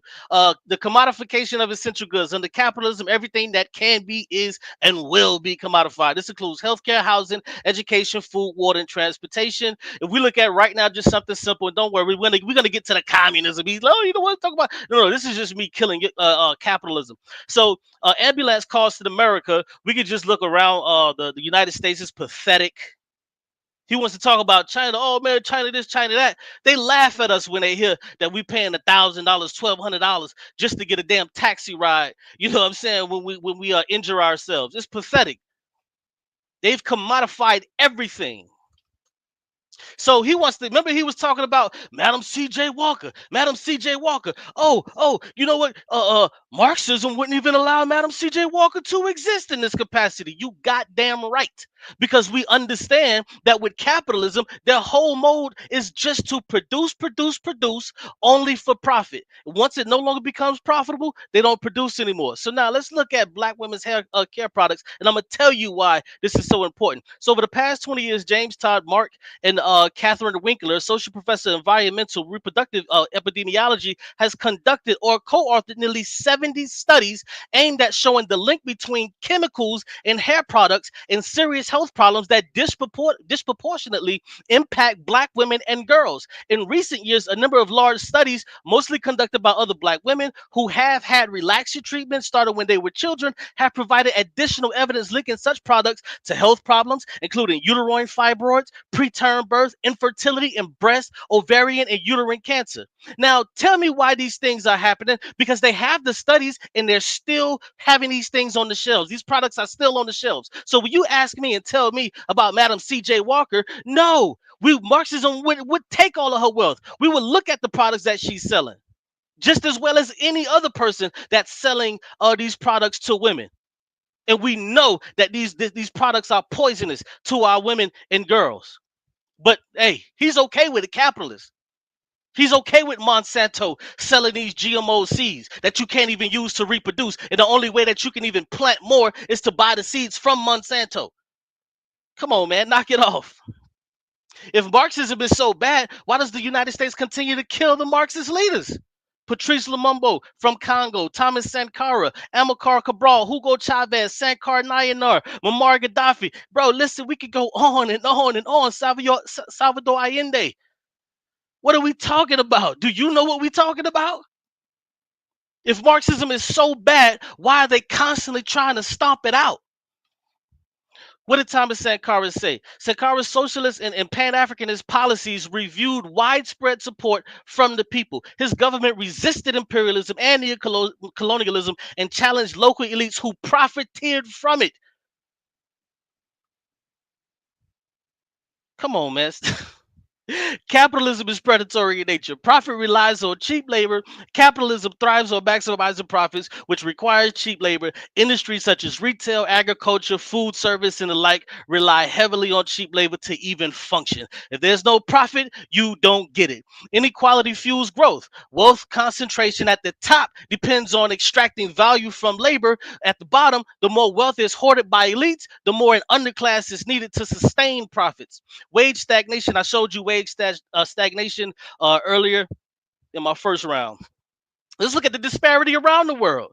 Let's look at capitalism, and then on the right hand side in South Africa, we look at the effects of capitalism. We can go to Tanzania, we can look at capitalism on the right, and then on the left, we can look at the effects of capitalism. You're gonna have to explain why capitalism causes this, and why is this a good thing. So let's look at some more disparity around the world. Panama City. We could go to Manila. We could go wherever you want to go. It's the same thing, the same song and dance. It's a tale as old as time. Here's just a quick meme, if you will, that shows that in the orange, these states have more prisons than they have colleges. These states in the orange have more prisons than they have colleges, y'all. Make that make sense. So let's move into techno-feudalism. So techno-feudalism is the idea that we are not transitioning from capitalism to something better. No. But slipping into a system where the tech companies function like modern feudal lords. Yanis Varoufakis, I suggest y'all read that book. It's a pretty good book. Yanis Varoufakis argues that since the 2008 financial crisis, our economic system has fundamentally changed. The cloud, big data, digital platforms, data centers, things like that have become the land of this new era controlled by tech giants like Google, Amazon, and Meta, which is Facebook for people that don't know. These companies, Varoufakis contends, influence our behaviors and choices. Why? By swiping, predatory ads and things of that nature. It affects us. Just as medieval lords control land and labor, tech companies wield immense power over data and access to digital spaces.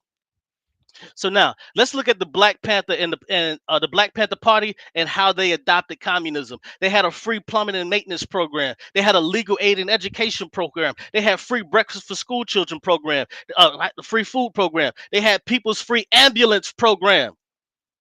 They had people's free employment program, people's free pest control program. What he wants to tell you is that this is just such a bad thing, Qube. What does communism offer? It's so outdated. What does it offer? And then you could just look right here under the Black Panther. You can see right here the free breakfast for school children program. So skip through that. So these are some of the benefits of communism: the elimination of class inequality. The abolition of class happens by eliminating private ownership of capital, which creates a classless society where wealth and power are shared equally. No exploitation of labor. Under capitalism, workers are paid wages while owners profit from the labor by way of the surplus value. Under communism, the workers are the owners. Your basic needs are met by removing the for-profit system. Healthcare, education, housing, and food are guaranteed to all, eliminating poverty and food insecurity. The wealth. Let me move to the erasure of capitalism is inevitable. You know what? I'll just save that. How many slides I got left? I got about 10. So yeah, I got time. Let me see. 59. Yeah. Okay. Yeah, I got like 10. So yeah, we'll just finish that up in my closing. So yeah, I think we got a 4-minute closing. That should work. All right. Cool. All right. Thank you so much, Qube. That was your final round, your third round, going into Elder Yarah's final round. When you're ready, Elder Yarah, the clock will start when you start talking. Okay, let me I'm going to share my screen again, and I'm glad Qube went the way he went so that I can close him out on this debate in this round right here. Qube, y'all going to learn that what Qube has been giving you guys all night, what he calls resources and citations and references, is nothing but propaganda. He's only reading you the propaganda. Let me show you. This is why I set my debate up the way that I did. That there is a voice of people that Marxism excludes, and they're called the lumpen proletariat. I showed you who these guys were. Now I'm going to show you again who they are, right? And why what he says you can't believe it at all. Let me know when you can see my screen. We see your screen. Okay, great. He talked about free healthcare. And I remember on a panel before, and I already had this information, I just let them run their mouth. But when you talk about free healthcare in Cuba, because under this Marxism, Leninism regime, this ideology, what do the people in Cuba actually say? Not the propagandists that Cubes like to quote all the time. The people in Cuba say this about their healthcare system. That Qube says, oh, this is what Marxism and Leninism regime or what socialist states and what communism states would give us, right? This free, where everybody gets free health care. What does the people actually say about the healthcare in Cuba? It says doctors are like slaves for our society, right? And this is from an article called The Cuban Hustle. Doctors drive cabs and work abroad to make up for their meager pay. Doctors are like slaves for our society, said Sandra, an art student and photographer's assistant who makes more than her mother, a doctor in Cuba. It's not fair to study for so many years and be so underpaid. What else did she say? Watch this. I'm going to show you something else. Let me get back to that real quick. Where did it go? Let me get back to that real quick. 1, 2. Let me go back to that. I'm going to deal with that Black Panther Party crap too. Oh, here we go. Doctors are like slaves. Here's the article right here. Y'all can see it right here. Here's the citation. If anybody wants to go and read the article for yourselves and see what they actually say about the healthcare system. One of the quotes from this article, it says, some Cuban doctors have literally resorted to prostitution on the side to survive because the pay is so little and nil to none. But healthcare is free. I bet it is free. They don't pay the doctors.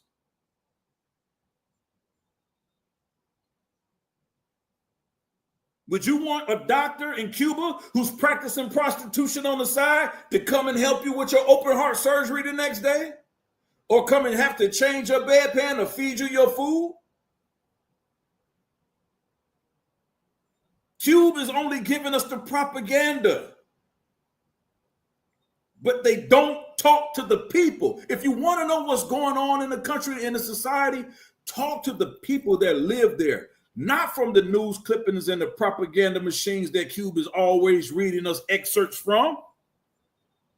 Telling you about how Marxism and Leninism is so great and how capitalism is so bad. I'd rather pay for expensive health care because I have a better chance at getting the best doctors money could buy.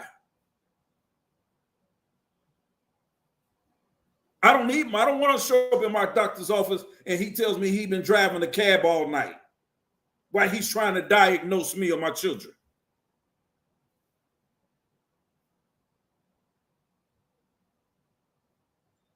This is what this ideology brings. Let's continue. In Laos, another one of those communist, Marxist, Leninism regimes that Qube claims is such a great way to live. They're using this, and watch this. Is the Laos state collapsing? Here's another article from The Diplomat. The economy is now worth around 15 billion compared to just 2.3 billion 20 years ago. The population rose from 4.3 million in 1990 to around 7.3 million in 2020. Urbanization, which rose from 31% to 37.5% between 2012 and 2022, reduced the welfare people got from their community, making them more reliant on the state. This is what they want. They want you to be at the behest of the state. This is simply another form of oppression. I suggest you guys go and read this article. Laos is one of the last remaining countries who claim to follow this regime, and guess what? It's destroying them. The current economic crisis has hollowed out the capacity of an already weak state apparatus, following what Qube wants the entire world to follow. It's a failed experiment, Qube. Let me show you guys something else, right? We're going to even talk about North Korea. Let me go to another article, right? Where you can't believe the idea, the propaganda that Qube is spewing, right? I want to show you guys this article right here. Can y'all see this article? Can anybody see it? It's from The Reason, called Life Under Communism Was No Liberation for Women. It says nostalgic accounts of life under communism avoid the broader perspective of widespread oppression and economic failure. Qube, women are living under communism regimes. He wants to say, oh, women was able to do this. That's the propaganda. He's not talking about the people. He's only giving you quotes and experts and talking points from government propaganda machines. Let's go down here and let's talk about it, right? It says in this article, and when communism inspired Americans, the authors remembers her socialist parents and the life of the communist sympathizers in the 1950s Americas. And thanks to Mom, the Marxist revolutionary, the author remembers his batty mother, who dragged him from one communist hellhole to another in search for a real world, like Qube is trying to do all of us, dragging us from one hellhole to another, right? Searching for this great Marxist communist utopia, right? Making so Star Trek and its debt to revolutionary socialism. The author quotes Captain Picard, who explains to a cryogenetically unfrozen businessman from the 20s. People are no longer obsessed with the accumulation of things. We've eliminated hunger, want, the need for possession. We've grown out of our infancy, right? Trying to give us more propaganda. Speaking of hunger and infancy, here are some completely gratuitous eyewitness accounts of parents eating their own children during the man-made famine in Ukraine in the 1930s. Communism may have influenced science fiction writers, but real life in the USSR was no picnic. Excuse me. Where did all the bread disappear? I do not really know. Maybe they have taken it all abroad. The authorities have confiscated it, removed the villages, loaded grain into the railway coaches, and took it away someplace. They have searched the houses, taken away everything to the smallest thing, all the vegetable gardens, all the cellars were taken out, and everything was taken away. Wealthy peasants were exiled into Serbia. Even before Holodomor, during the collectivization, communists came, collected everything. People were laying everywhere as dead flies. The stench was awful. Many of our neighbors and acquaintances from our street died. Some were exiting, some were eating their own children. This is what happens. This is what the people had to say during those times, Qube. When you say, oh, women had the opportunity to do this and do that. No, Qube, that's propaganda. The people, the eyewitness accounts of the people said the government came in under this communist regime, and when things got tight, guess what, Qube? They came and took everything, from the bread to the grain to the cellars to the property. This is what this ideology breeds, Qube. And you want to tell us this is the better way to live versus capitalism? You cannot show. That's why we haven't heard it from you all night, because there's nothing in that Marxism and Leninism argument, Qube, that you can show from the people that actually lived it that can tell you that it's a better way for the world to exist. Doesn't exist, Qube. Doesn't excuse. You say, I don't understand it. I'm going to tell you how I understand the argument. I understand the argument from the people that lived it. This is what they say, not what the government wants you to say, Q, not what they want you to read. But the eyewitness accounts of the people in Cuba, of the people in Laos, of the people in communist China back in the 30s in the USSR, back in the 30s and the 50s in Ukraine, in the USSR, who actually lived through these communist regimes. Qube, your argument is a joke. It's not realistic. I really do hope the people that's listening actually understand this. If I want to know how people are living in the hood, I'm not going to go and ask Washington, D.C. how the people are living in the hood. I'm not going to go and ask the people on Capitol Hill how are the people living in the hood. You tell me how it's like in the hood. They don't live there, Q. Their children go to college for free in the states that they operate in. Most politicians do. Their children don't even pay for college. But if I want to know what's going on really in the hood, I'm going to the hood. I'm going to where the people are suffering, Q. And that's why I talked to you and everybody else in the beginning about the state of the people that Marxism, Leninism wanted to throw away. The voiceless people, the lumpen proletariat. When you have this argument and anybody wants to have this argument, don't do what Qube is doing, and that's taking the propaganda route.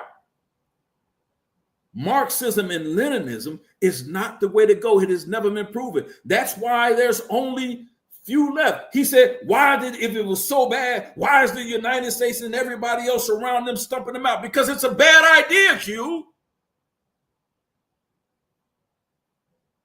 It's a bad idea.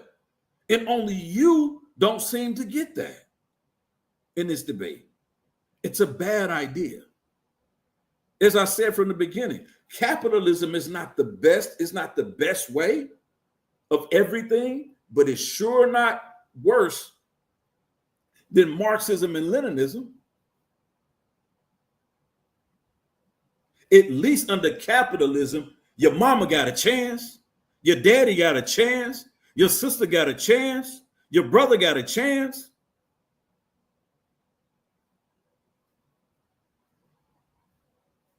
There's no opportunities given under these communist and socialist regimes that the government doesn't deem invaluable. There's no place for them. There's no place for them. I have a niece who's disabled. Would I want the government to throw her away and claim that she doesn't have a voice just simply because she can't speak up for herself? No. But your ideology, Q, which you're trying to run away from, you can't dismiss it from the argument of what Karl Marx says. That the lumpen proletariat, the people who cannot benefit or add to the means of production, they have no value. If you really want to get down to it, they'll tell you Michael Jackson, Prince have no value because they're not adding to the means of production. So they have no value.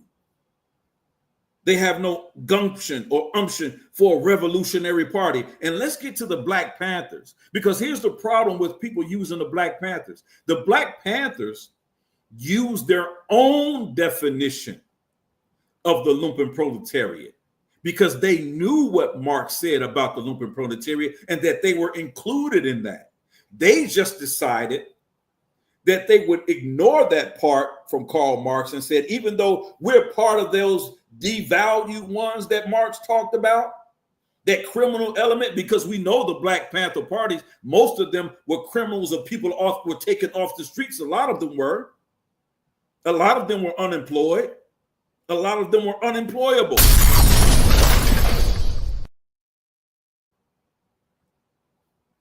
But they put their own twist. So they're not even true communists.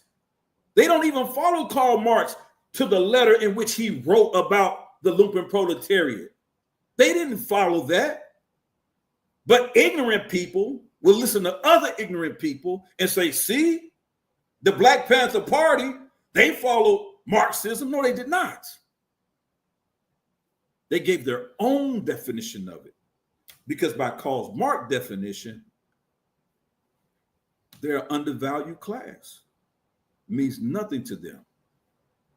Marxism, Leninism wasn't made for people like you and me, Qube, and we're all around the world. So how can you argue that capitalism is worse than Marxism, Leninism, and that Marxism, Leninism is better for the world? It's not inclusive of everyone.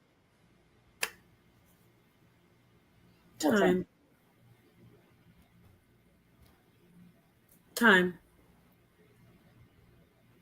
All right, gentlemen, we are now, we finished your 3 rounds. It was great, very informative. We will be moving into the question and answer round portion of the debate. If you need to take 2 minutes to grab a drink of water, check your emails or whatever, you can. We're okay with you two brothers doing that. Do you want to take a 2-minute break and then come right into the question and answer, or do you want to just go straight in? It's up to you. We at the home stretch right now. We got like, what was it, a 4-minute closing, and we only asking each other 3 questions. So that's probably gonna take up like less than 10 minutes. I'd rather just push on. Yeah, 3. I'm good. Okay, great, awesome. So what we're going to do is have each of the debaters have a chance to ask 3 questions of the other of their opponent, and the opponent will have a full minute to answer. And so who will be starting that? Will we go back to Qube again, obviously, right? Yeah, we could go to me. Okay, so Qube, please ask your first question of Elder Yarah, and Elder Yarah will have a minute to answer. Okay, cool. So my first question is, are you okay with capitalism practicing slavery in America's past? No. Okay, so you're not a capitalist and you don't think that capitalism is good when it comes to slavery. Got it. Okay, your question. Well, my follow-up to that is, Qube, is that I didn't say slavery was okay. I just told you I didn't agree. Well, no. I'm okay with your answer. You said that. You said no. You're not okay with it. So I'm okay with that. I don't need a follow up. You can go to your question. Let me just clarify, Elder Yarah. If you want to take your full minute, you know, Qube, he has that option. Cool. So, all right. Okay. Yeah. So I was just I just wanted to say, simply because I said slavery was not one of the best components, even though it supports capitalism, slavery exists in some form, right? Whether it's an employer-employee relationship. Me as a business owner, I do employ, I do have rules for my employees. I do have things that they actually have to do based on how I lay it out for them. And that determines their value on how I pay them. Does that mean that I support slavery? No, I don't support slavery at all. Slavery is an oppressive ideology that was based on hate and racism. So no, just simply because I don't support slavery in that aspect doesn't mean I don't support hard work. Okay, thank you. I appreciate that. So you're basically saying that you support modern day slavery because you looked at slavery as a employer-employee relationship. So that's cool. Go ahead with your question. So I appreciate that. Or do you just want to go? I don't know. We didn't decide. Do you just want to ask all your questions, your 3, and that would be easier? It's up to you, Yara. You go ahead and ask your 2. All right. You have 2 more questions. Okay, cool. So you made a statement saying that under Marxism, I don't know where you get this from, but you said that under Marxism, you know, the Bloods and the Crips, that they would be, you know, looked at as lumpen proletariats and wouldn't be allowed to be in a society.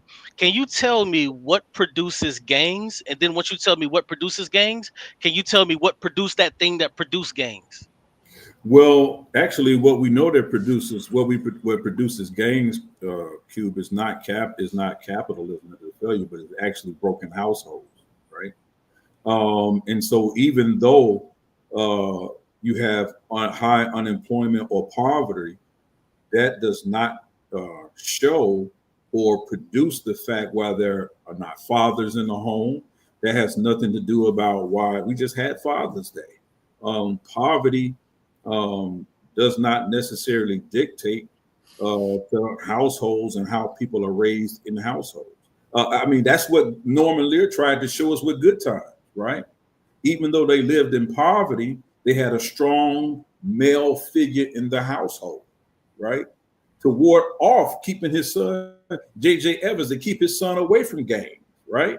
So that was the whole understanding of that. So simply to say that capitalism directly or indirectly is the reason why we have a breakdown in the Black family structure or the family structure is really fallacious. I'm not saying it doesn't play a part in some instances, but in all instances, to say is that a widespread thing? No, absolutely not. Okay, thank you. Your last question, Qube.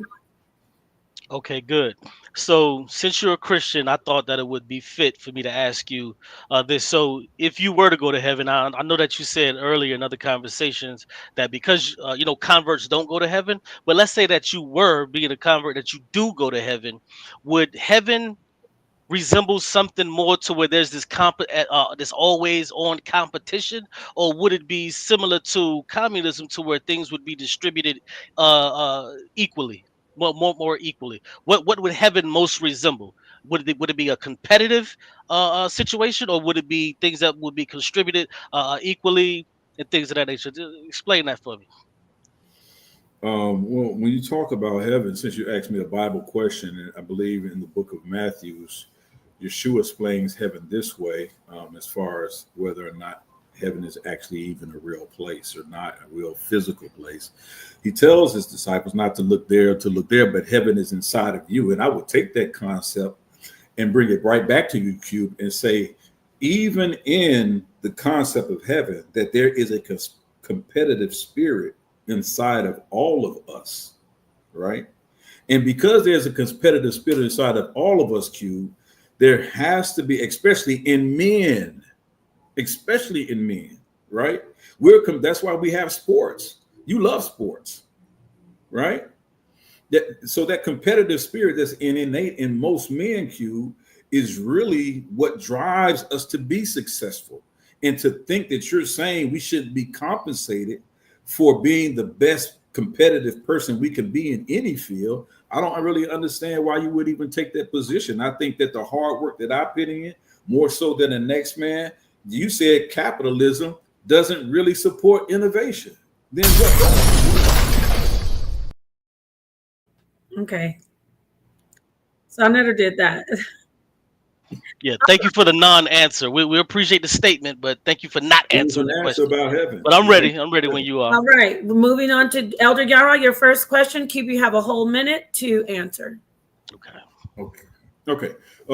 Qube, in regards to Marxism and Leninism, do you see the Marxism and Leninism that Karl Marx actually wrote about? Do you see that as a viable option today being used in most or the remaining states like China and Laos and Cuba that actually claim to be communist or socialist regimes? Are we talking about the same type of Marxism, Leninism that Karl Marx and Lenin purported, or is this something different? Well, yeah, so 100% it would be viable, and I'm going to tell you why. Because when you read Marx's Das Kapital, what he does is he explains what capitalism is, and he gives a prognostication of the destruction of capitalism, which will eventually begin to eat itself, which we see it doing today, to where we see people more and more inequality, people are more and more being poor. So he foresaw that capitalism would then begin to implode on itself, which would bring us right here today to where you would have more proletariats like myself that would begin to speaking out about this, because initially Marxism was supposed to be top down, but now we're seeing that it's being bottom up, but it was originally supposed to be top down. And if you ask me again, I can explain what that means, but it is viable today because we see that capitalism is eating itself, so it is viable.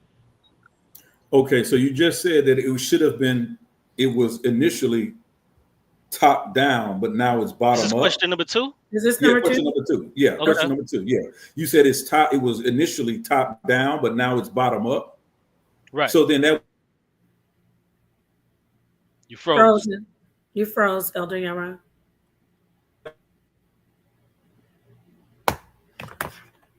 Okay, he will be back. Everybody, please hit the like. This is an awesome debate. It is so informative. We got the audience talking about how great it is, how they're going to do a recap on it. Yeah, it is good. Doing a recap. I might come in if anybody want to do a recap. I may do a recap tomorrow, maybe not tonight.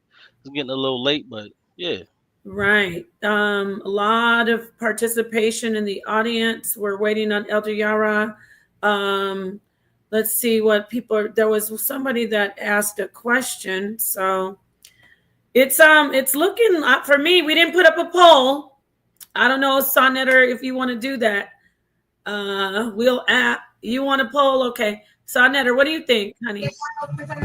Yeah, we're not gonna answer no questions from the audience. They got to come in. They got the cam up, and they can ask a question. What about the poll, though, King? Yeah, I'll put up a poll. Okay, and we have Elder Yara back. Great. Now, you were in the middle of your second question. You can start from the top, Elder Yara. Yeah, again, Qube, you made a statement that originally Marxism, the idea of Marxism and Leninism should have been a model that held from the top downward. But now you're saying it's from the bottom up. Does that not constitute a change? When I asked you the initial question, is there a difference between the original understanding what Karl Marx understood about Marxism, Leninism to modern day societies now that follow something completely different, that they actually are not following what Karl Marx was laying down? Because you just admitted that it used to be from the top down, but now it's from the bottom up. Does not that constitute a change? No, so I didn't think that was the question. The question was that you asked me that I thought it was that I answered was it viable today? That's what I answered. I said, yes, today it's viable. So when you ask about a change, what do you mean by that? I can answer that question. Well, was it something different? I said, actually, was it what Karl Marx actually proposed about in his Marxism Leninism argument? Is it viable today? Yes, it's viable. That's what I answered. So then, if it's viable today, then why did a change occur for those people who are still quote unquote practicing it? Why was a change made if they thought it's still viable? Why did they change it? What are you talking about? What you change? Said there's a change. There's a change in the model. I didn't say does it change. Okay, let's start from the beginning. You asked me, was it viable? I said, yes, it's viable. And I told you why. Because in Marxism, Marx lays out how capitalism would eat itself. I told you that. So what is your second question? My second question to you then, if that's what you're saying, you said that it's no longer that way. Oh, I get what you're saying. I get what you're saying. No. What I was talking about specifically, you can start my time on this. What I was talking about specifically is that it was supposed to be top down, but now we see more and more that it's bottom up. Because, like for example, you could take right now the mayor, Zohan Mamdani. He's running right now to be the mayor of New York City. He's running as a socialist. So that would be what we used to see. Is we would see it at that level to where it would be top down. But now what we see is at the turn of the century, we would see those people be telling people about socialism. Whereas now it's the proletariat. It's people like me and you, the workers, who are actually talking about socialism and Marxism. We're the people. We're the proletariat. We're talking about it. So that's what I mean. Now it's becoming more of a bottom up because we have social media. We have platforms like YouTube and things like that to where we can discuss it and talk about it for people that don't know what it is. So that's what I mean, bottom up. So wouldn't it necessitate a change in the idea? Thank you. That's my third question. But wouldn't it necessitate a change in Karl Marx's original theory and philosophy on his idea of Marxism and Leninism? Would that necessitate a change? Okay, so just so I can understand your question, are you saying that just because the proletariats are the workers that are talking about Marxism and socialism more, that means that it's changing? Yes, because now you're saying they're more empowered, right? The proletariat. Yeah, the proletariat, Yeah. which So was so not the so case in his original argument, right? right. Okay. So did it change? It shifted, but I wouldn't say it changed. I would say it shifted because I just gave you a socialist right now who's running for New York City mayor. That's a I just change. gave you. But that's a change, Q. It okay, well, you want to say it changed? Let's just say it changed to where it's 50-50 now. I'm fine with that. I don't mind that. I don't mind Okay. that. So we don't need the you don't need the minute. No, I just explained it to him. I don't see where he was going with that. He said it was a change. I'm like, yeah, it did change to where it Okay. shifted, but okay, yeah. Let me wait. I have to be fair. I'm gonna drop the bomb before I'm gonna drop it. This was awesome. I loved it. The audience ate it up. We have so many amazing comments. Come on in. We see you in the back, brother Asar. Just hold tight. We'd like to go ahead and let the brothers do their closeout. So I think it's 5 minutes, sa.neter, 5-minute It was closeout. 4 minutes, I believe. Okay, 4-minute You closeout. cool with 4 minutes? Yeah, that's fine. We can do 3. It doesn't matter. Oh, okay. All right. When you're ready, Qube. Yeah, Yeah. 3-minute closeout. 3 Right. minutes. All right, cool. All right, so I just want to talk about just a few other things that he said that I wanted to get around. Oh yeah, he was talking about Cuba, and I think it's important that when we're talking about Cuba, you know, I never said that communism is going to be something that's perfect, but when you start talking about Cuba, you have to understand that Cuba has had an embargo on it since 1962. You see what I'm saying? This is why people laugh and be like, "Oh, they're still driving cars for the 1950s and 60s." Well, it's because of that embargo. And then when he wants to talk about people eating their children, come on, brother, that's ridiculous. You believe in a book that talks about people eating their children. Now people are doing it because they really hungry in real life, and you got a problem with them doing it. You got a problem with them doing it in the Bible. I obviously condemn that, of course, but it's like, come on, what are we talking about? That's ridiculous. Um, he kept on saying like, well, you're not talking about Marxism. You're not talking about Marxism. I am talking about Marxism through capitalism. I'm showing you things that capitalism does that does not exist in communism. Like that's what I was doing. You have to pick it up. That's why, if you notice, he wasn't talking about capitalism. He was more so trying to get a debunk, if you will, attack Marxism. Like that's what he was attacking the whole time. So you would never hear me say, "Oh, why is he not talking about this?" No, I understand what you do. Like that just makes sense. So yeah, he talks about poor people not having food or things of that. We could just look right now. 1 in 5 kids in America are food insecure. Like, what are we talking about? Like, that's just like a total non-point. When I asked him a question about does he agree with capitalism practicing slavery in America, I don't see why he wouldn't. Like, why are you not okay with capitalism practicing slavery in America's past? You're a capitalist. Why would you not be okay with that? The reason why you call yourself a capitalist today is because of our ancestors that were enslaved in the past. So why would you not be okay with that? Another question that I wanted to ask him was, is he okay with capitalism poisoning black women by way of hair care products? His answer would have to be yes, especially if he was the head of one of those companies that were actually doing it. So I don't know. I think we kind of just playing a lot of games that, when you really look into the information, capitalism is inherently, I almost cursed, it's inherently evil. And I think Marxism is the way to go. How much time I got left? Do I got like one more minute? 30. Well, 3 minutes. We have 30 more seconds. Okay, that's fine. The last thing is when he talked about disabled people, that they had no value. No. Disabled, he was correct when he said disabled people produce no value.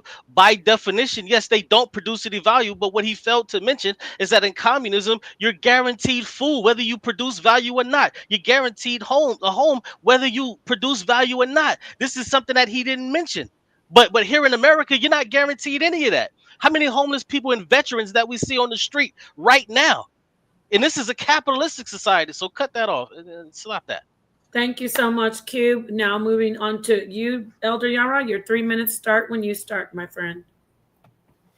Yeah, again, peace and blessings, family. When it comes to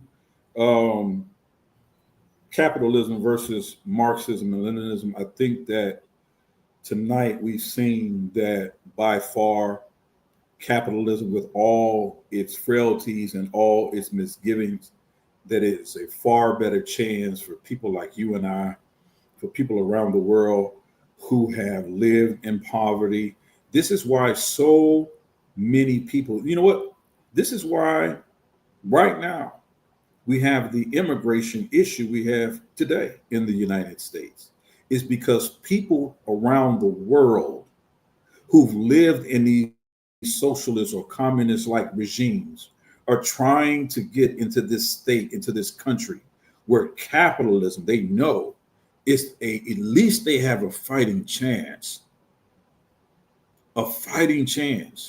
to do better for themselves and to do better for them families. If communism and socialism, societies and states and these ideologies of Marxism, of Karl Marx and Stalin, if these things were so great and these things were being practiced around the world, why are people leaving those countries to come here? Why are they doing that, Qube? Because they've lived that experience that you want us to be a part of. They've lived under those oppressive regimes that you want us to partake in. And you know what they're saying, Qube? You know what they're saying? At least if I can make it to America, my children have a better chance of getting an education. At least if I could make it to America, to the United States, I have a better chance at getting quality health care. At least if I can make it to the Americas with all its misgivings, its high crime areas, with all its racism and white supremacy, I still have the opportunity to build something for my family. I don't have to worry as much as about the fact that if I build something, as I read in the article in the 1930s and 50s, when the communist regime rolled into Ukraine and the USSR came in and took over and took all of the bread out of the stores and closed all the cellars and the ability for people to provide for themselves, took their land. At least in America, guess what, Qube? I can take them to court. Where in China are you going to take them to court, Qube, if they decide to take your land that you work hard for? Where are you going to take the Chinese government to court at? Where are you going to do that in Laos?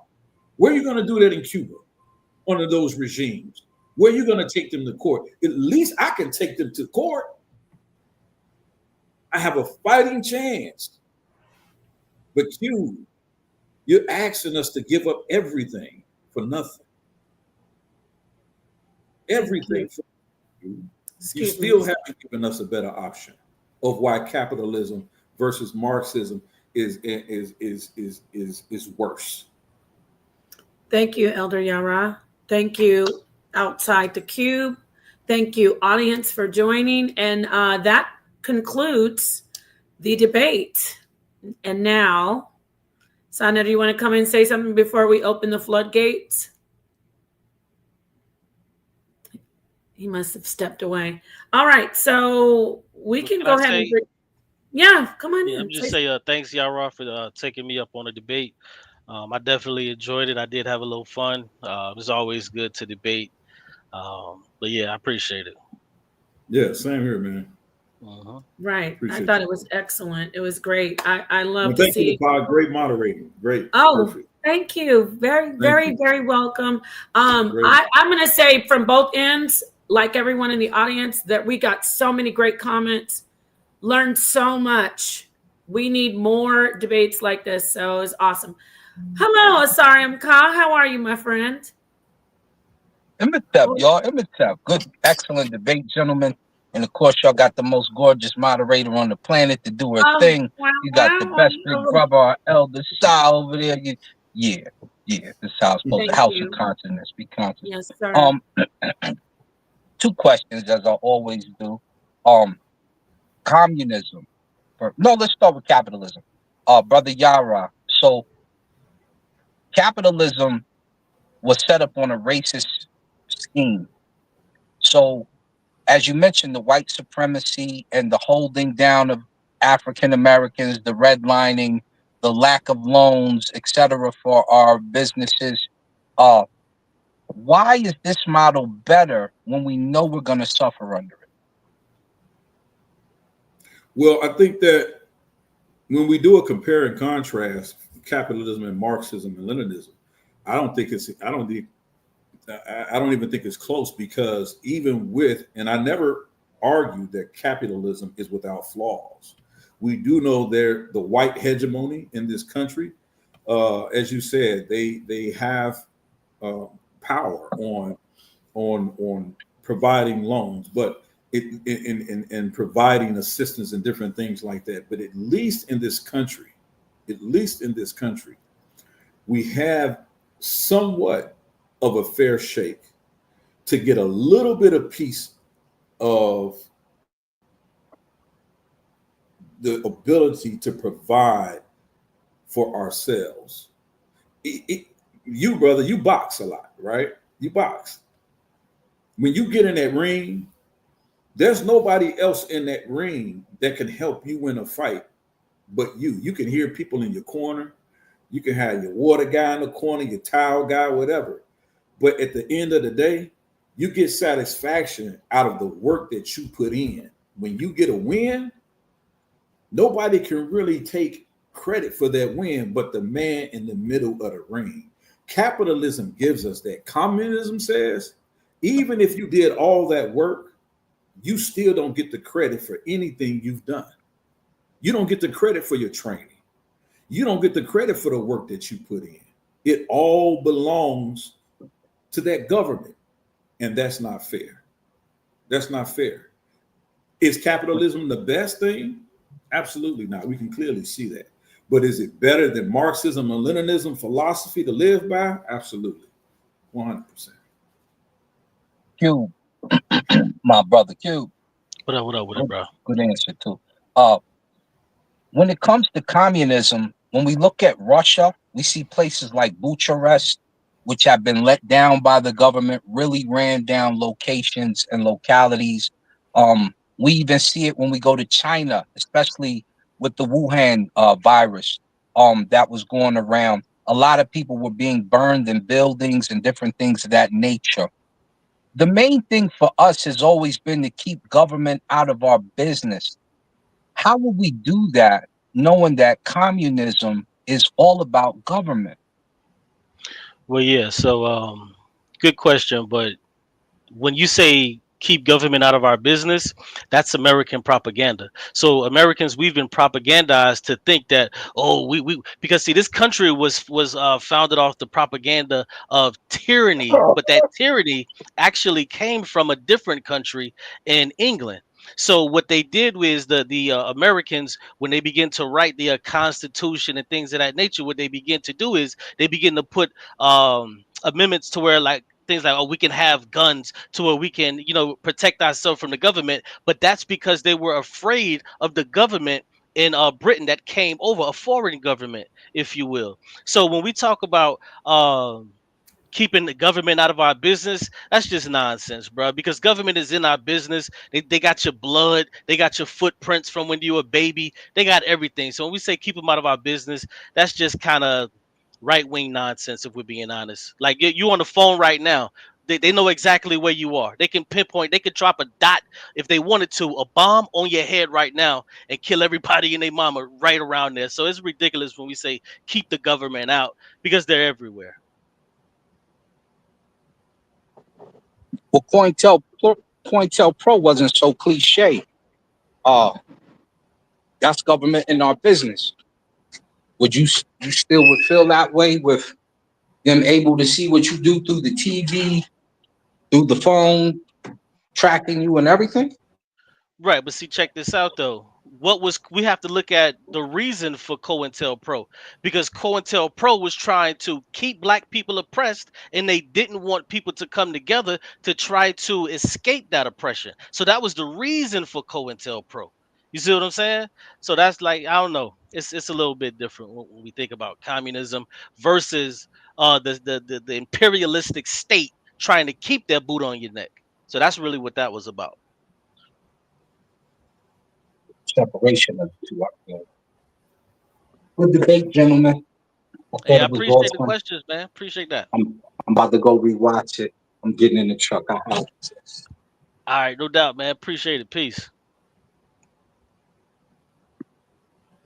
We got any other questions? All right. Anybody else want to come in? Anybody else would like to come in and ask these brothers a question? I'll go get my victory cigar, drink me a small brew, and shut it down for the night. I appreciate the dub, though. The link is posted at the top. If you want to come in, ask a question. If not, I understand. We just close this thing out and we get on with the rest of our night, man. Evening. Yeah, let me say this too. If anybody wanted to debate this with me, we could definitely do it again.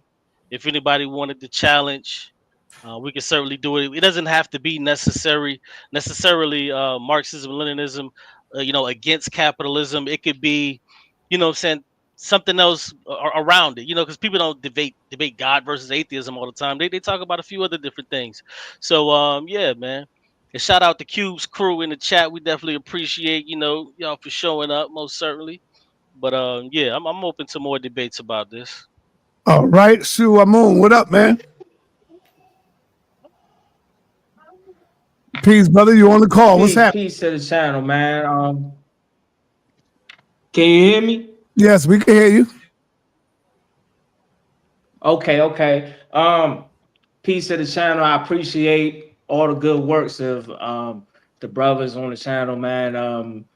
Love the panel, been a fan for years now, man. But this topic I couldn't wait for because I was taking a class, and when this stumbled upon me, I was like, man, I was interested instantly. So my question is, for first off, Elder Yara, if you don't mind answering for me, like, why, when it comes to communism, do you feel like we have to practice communism or even Marxism the way other countries do?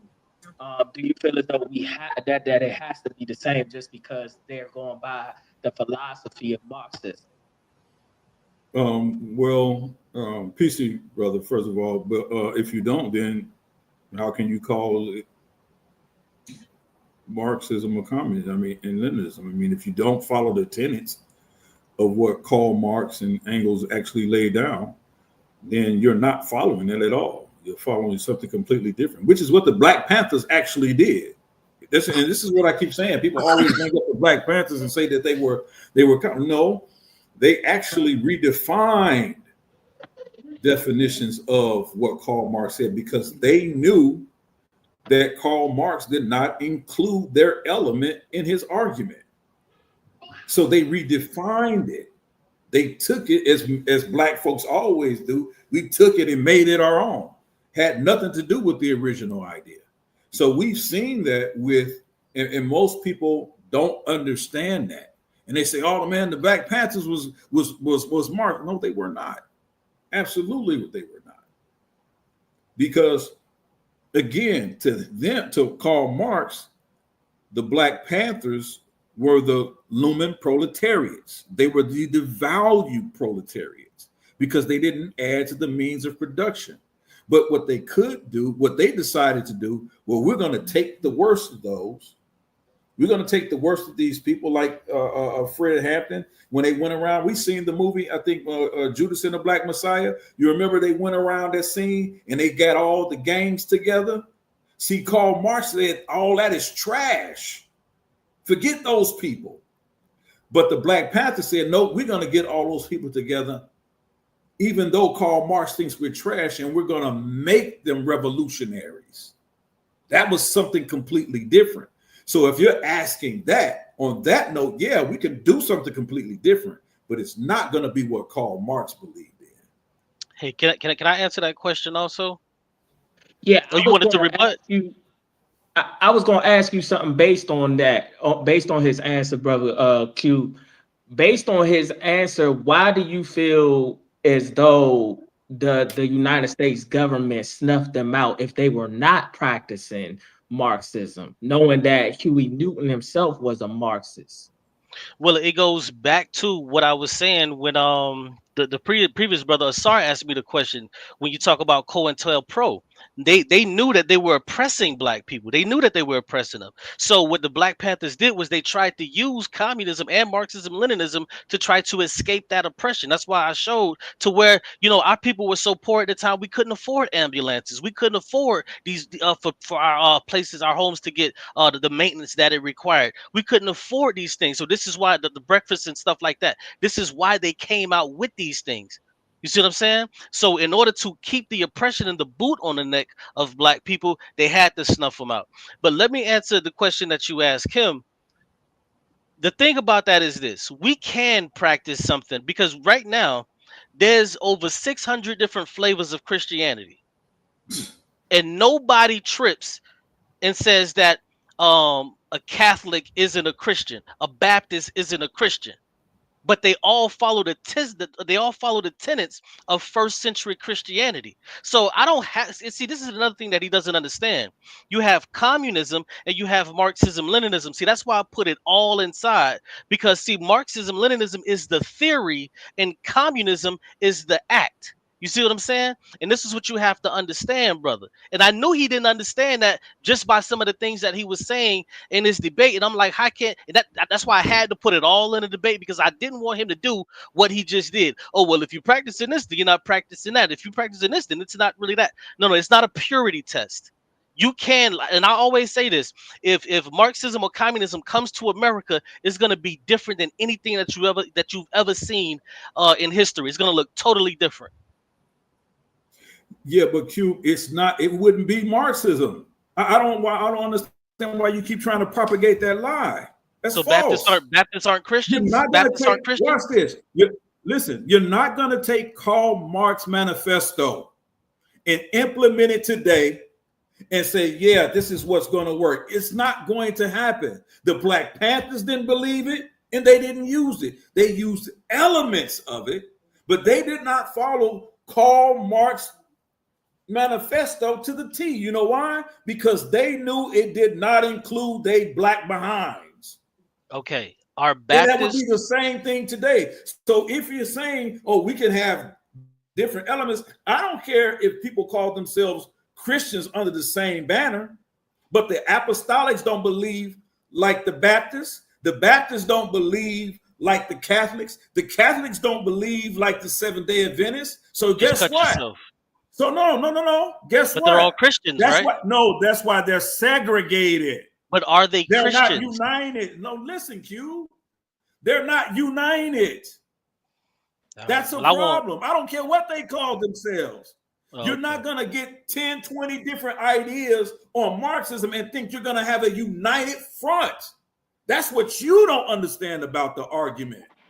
That's why I know you don't understand it. All you're doing is reading the propaganda quotes. You don't really understand the argument in and of itself.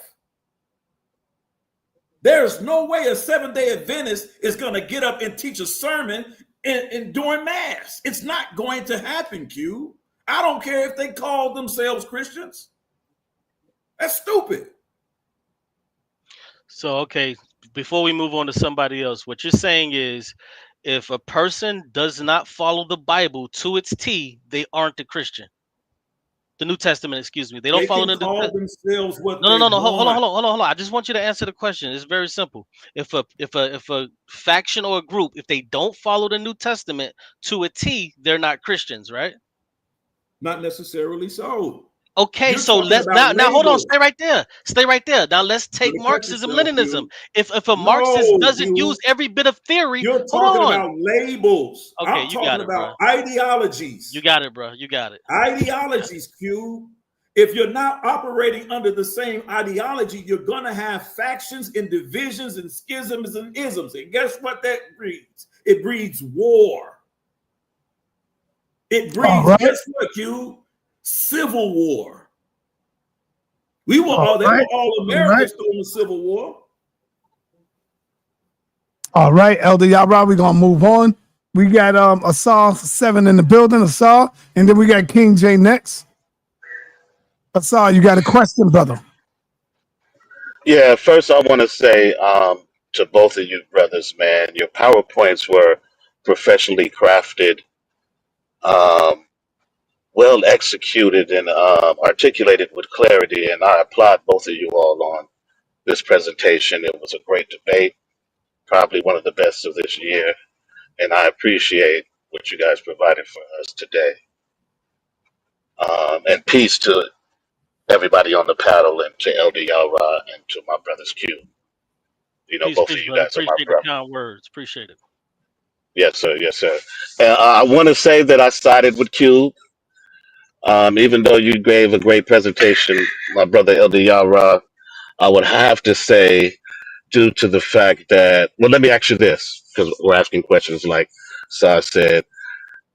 You know that communist countries have programs for the disabled. They have programs for free health care. When you gave that example about the overworked doctors, you really didn't articulate how bad the care was for the people.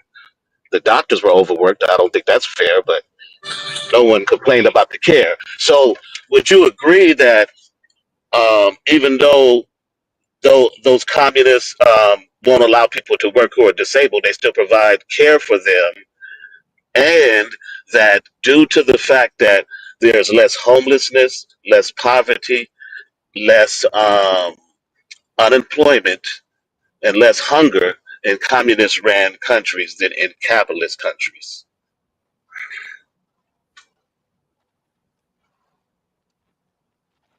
Did you hear me, Elder Yara?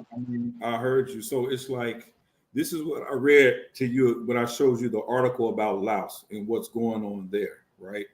You're giving some of the same arguments, but why is their government collapsing? It's because that growing population and is out in the work that's available to those people. Guess what? It doesn't support or produce enough to care for everyone, as a Karl Marx argument would suppose it should. That's the problem. And people don't realize in Qube, I've been saying this about Qube all night, it's a philosophy. It's a philosophy. This is why it failed. Because guess what? If it was such a great idea that Qube tries to sound like it make it to be, how come the world has had over close to 100 years? 100 years to make this philosophy profitable, but it's not. It's a failed experiment, and it's been proven. It's a failed experiment. Well, what I would offer to you, Elder Yara, would be that for this debate, he proved that communism would be better for the people overall, because we understand both are governmental concepts and philosophies. You, by your own admission, said that both are oppressive concepts, but really the concepts aren't oppressive. It's the people that are running them. That's what both of you guys prove, that the people that are running these concepts are oppressive, and they create oppressive policies and laws through either capitalism or communism. Communism, I would argue, has less detrimental policies due to socialism for the people than capitalism, due to all the things that Qube outlined. All the things that Qube outlined, he's completely correct about what capitalism does. There's higher poverty, there's higher homelessness, there's higher hunger. More people are healthcare is better in communist countries than there are in capitalist countries. Get out of here. So nobody can prove that's that. fact. Prove that tonight. No, that's all fact. You go ask Google right there. Yeah, go ask Google right now, then they'll tell you. Google will tell you that. Google's going to tell you what? Google's going to tell you that there's better health care, less poverty, less homelessness in communist ran society. In China? That's what it's going to say. In Well, the China, different ones, yeah. I mean, you can look at Russia, you can look at Cuba, you can look at China. You got to admit, Elder I just Yara, told but you. Elder Yara, you have to admit that No, I communism don't. can be ran differently in different countries. No, it The can't. concept of communism can be ran differently in different All countries. right, all right, all right. We If got it, to move forward. We got to move forward. We already had the debate. We yeah, had the but let me debate. say, We yeah, but got let to me. move forward. You All can't. right. Thank you, my brother Asar. King J, you are next. What you got, Hey, brother? You got a question? yes, I do. I got a question, and I would just say I took notes. Both brothers presented um, good points. I would say that there are both pros and cons on both sides. Just brief notes that I took. Capitalism um, would be a support of a free market, private ownership. Marxism would be in favor of a classless society, more equality for everyone, strong social net. Um, Me being an entrepreneur, I would oppose. So this is what the note that I wrote came up with. The best system depends on the social value and the priorities of the actual people, right? And that tends to be somewhat of a mixed market, right? Me personally, as an entrepreneur, I wouldn't mind the private sector to where I can express my creativity, my skill can show, and things of that nature, as well as allow for the private sector for the government regulations like the healthcare and those things of that nature.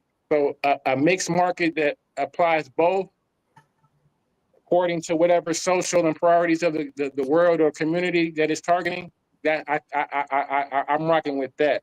Um, I think there are pros and cons to both. Like I said, it just depends on what the priorities of the people actually are. Do you have I a would question, brother? Do you have a question?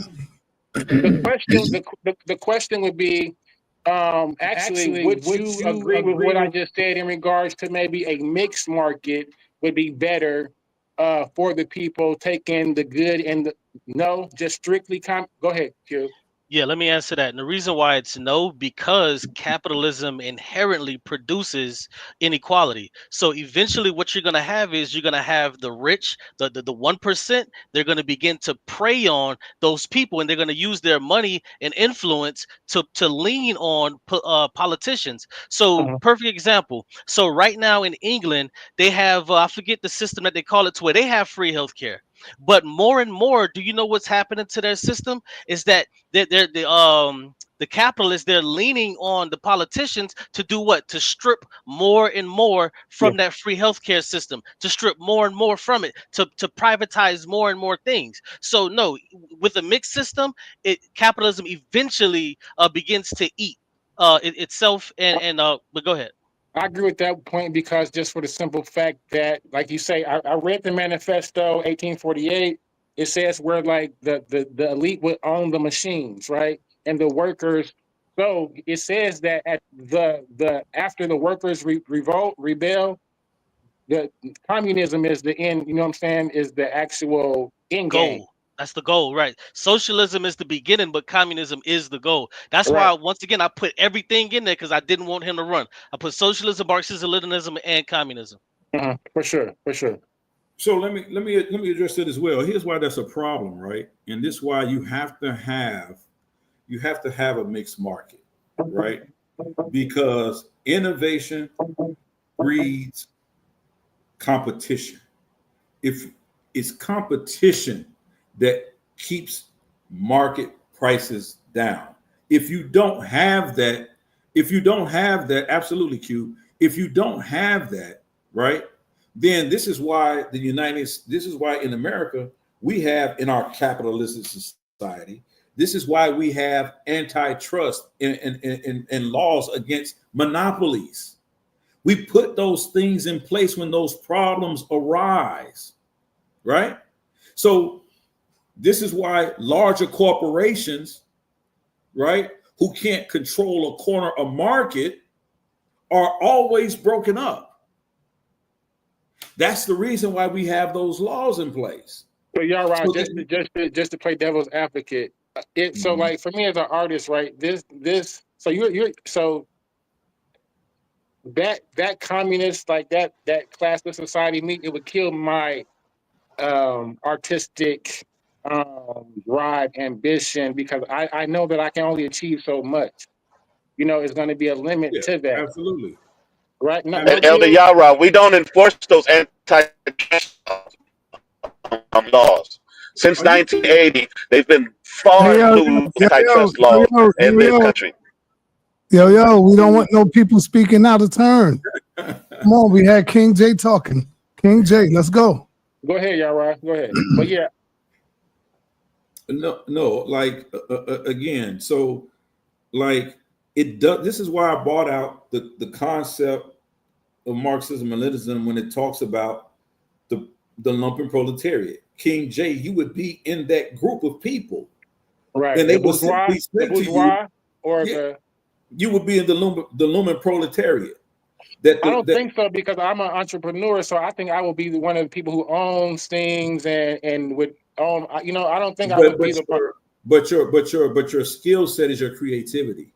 Exactly. It doesn't support creativity because you don't support. It doesn't add to the means of production, and so in their eyes, and so this is why you're the value class. So when they say it's a classless system, it's false.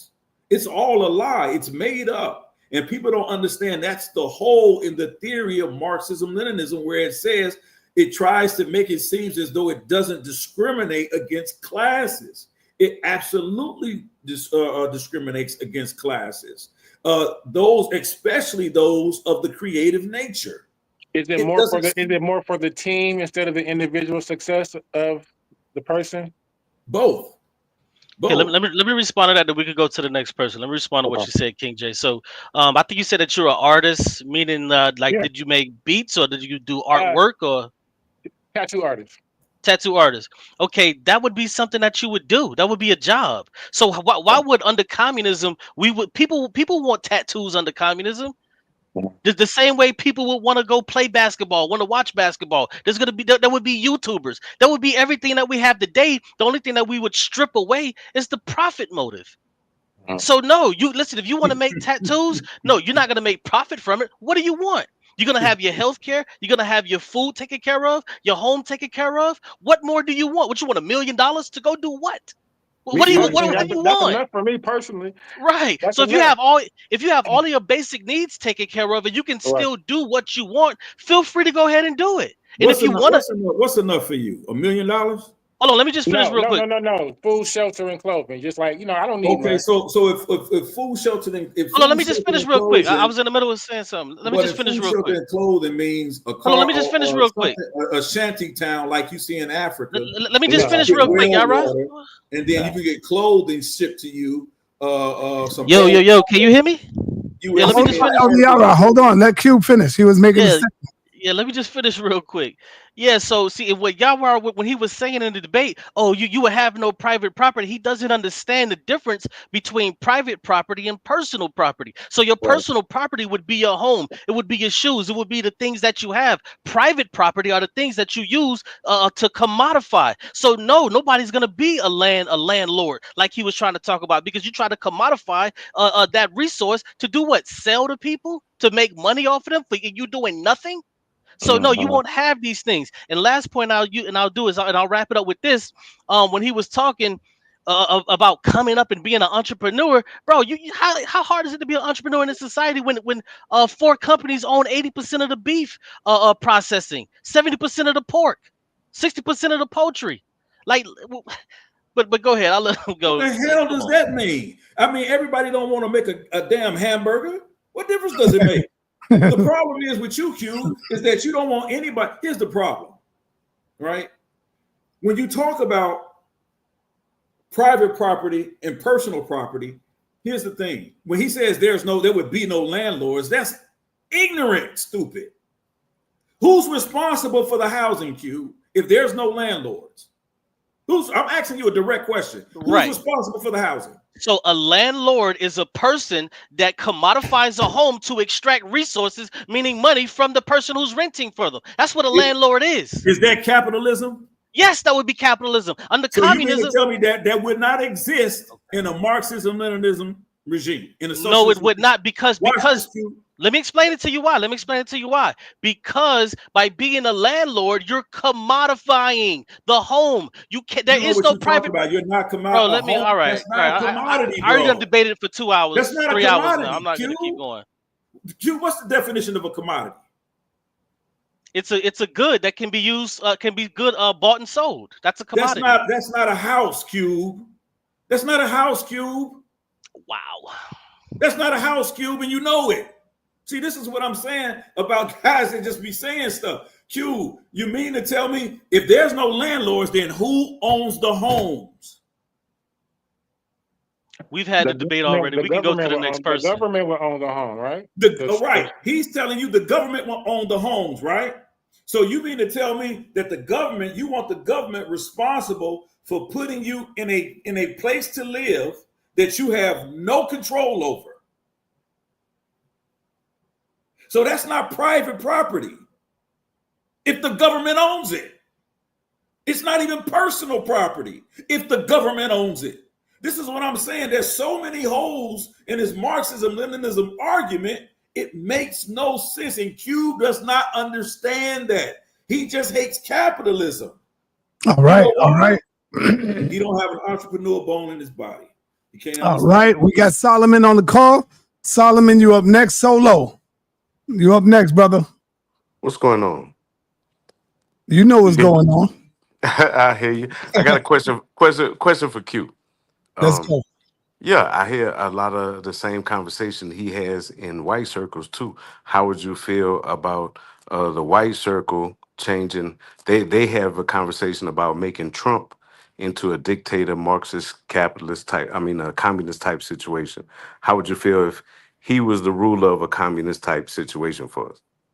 Well, Not capitalist, but communist. right, but if you're using Trump is a dirtbag. He's a dirtbag, Right. scumbag capitalist, so we can't use him. But if you just want to say a person who has the ideas that wants to benefit the people, then I'm okay with authoritarianism. I'm okay with dictatorship. That's ridiculous because, like right now, for example, if you take Ibrahim Traore of West Africa, where is he out of? Ibrahim Traore. You mean Burkina Faso? Yeah, Burkina Faso. Thank you for that. So right now, if I was a member of that society of Burkina Faso, I would love it. I would love it. Who cares if he's a dictator? Is his thoughts, mindset, and what he wants to do? Is it focused squarely on the people and making those people better? Great.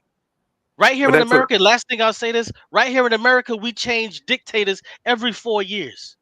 But go ahead. No, that's what I'm asking you though. Like, exactly what you're saying. I would feel comfortable if we had a leader of a Khalid Muhammad, but we're not able to put a Khalid as our dictator. How would you feel if a Trump was appointed by the masses? We supposed to be 13% of the society, so we wouldn't control whoever we wouldn't be able to put a Khalid Muhammad type as our leader. We'd have to suffer through a Trump dictatorship. How would you feel through that? How would you feel, Alana? The system would just allow whoever they would choose to be that dictator. Thanks. All right, so let me make sure I understand what you're saying, because what it sounds like is that you want to take Trump in his form right now, being the capitalist racist scumbag that he is, and then make him a dictator. That's what you want. You want to take Trump as he I'm saying stands now. in your system, how could you stop him from being that? If the white folks agree with you, how could you stop Trump in his dictatorship from being the scumbag that he is towards us? The same way the Bolsheviks. Yeah, the same. Most of that. I'm about to tell you, the same way the Bolsheviks did in 1917 when they had the revolution. They was under kings and queens. They was under Tsar rule. And what did they have to do? They had a revolution and they killed every bitch in their mammy, and they took over. So and they produced socialism, which they tried to get to communism. So yeah, like what would we do? We would stir up a revolution and get things changed. Craziness, bro. Okay. Craziness. How you feel we doing the revolution? Crazy. How would we do? How would we do if we had to go against Trump in the revolution? Bro, that's easy. It's 99% of us. It is only 1% of them. What do you mean? What you mean? The biggest part of it is waking people up to tell them that they're the 99%. Like that's the biggest part. That's not hard. I'm in Texas, bro. Forget We about lose. forget about that army you control. Yeah, Listen, I'm in Texas. Solo. Listen, Solo. Check this out. If you stop going to work tomorrow, by the end of the week, they be crawling on their hands and knees. Nah, But I'm a barber. I work for myself.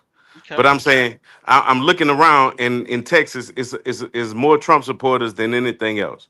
You can't be nothing else but conservative. Now, if they was able to put Trump as a dictator, if you allowed them, they would. And what would we do down here but suffer under a Trump dictatorship, which would be more the scumbag stuff that you was talking about? Well, you just have to listen, bro. You know the answer to that. I don't even know why we beating around the The bush. answer to that is that we lose. We in But Texas, we fuck. Solo, We you're lose. not suffering. You're a barber. Why are you suffering in a free market? No. In a Trump dictatorship changes that free market.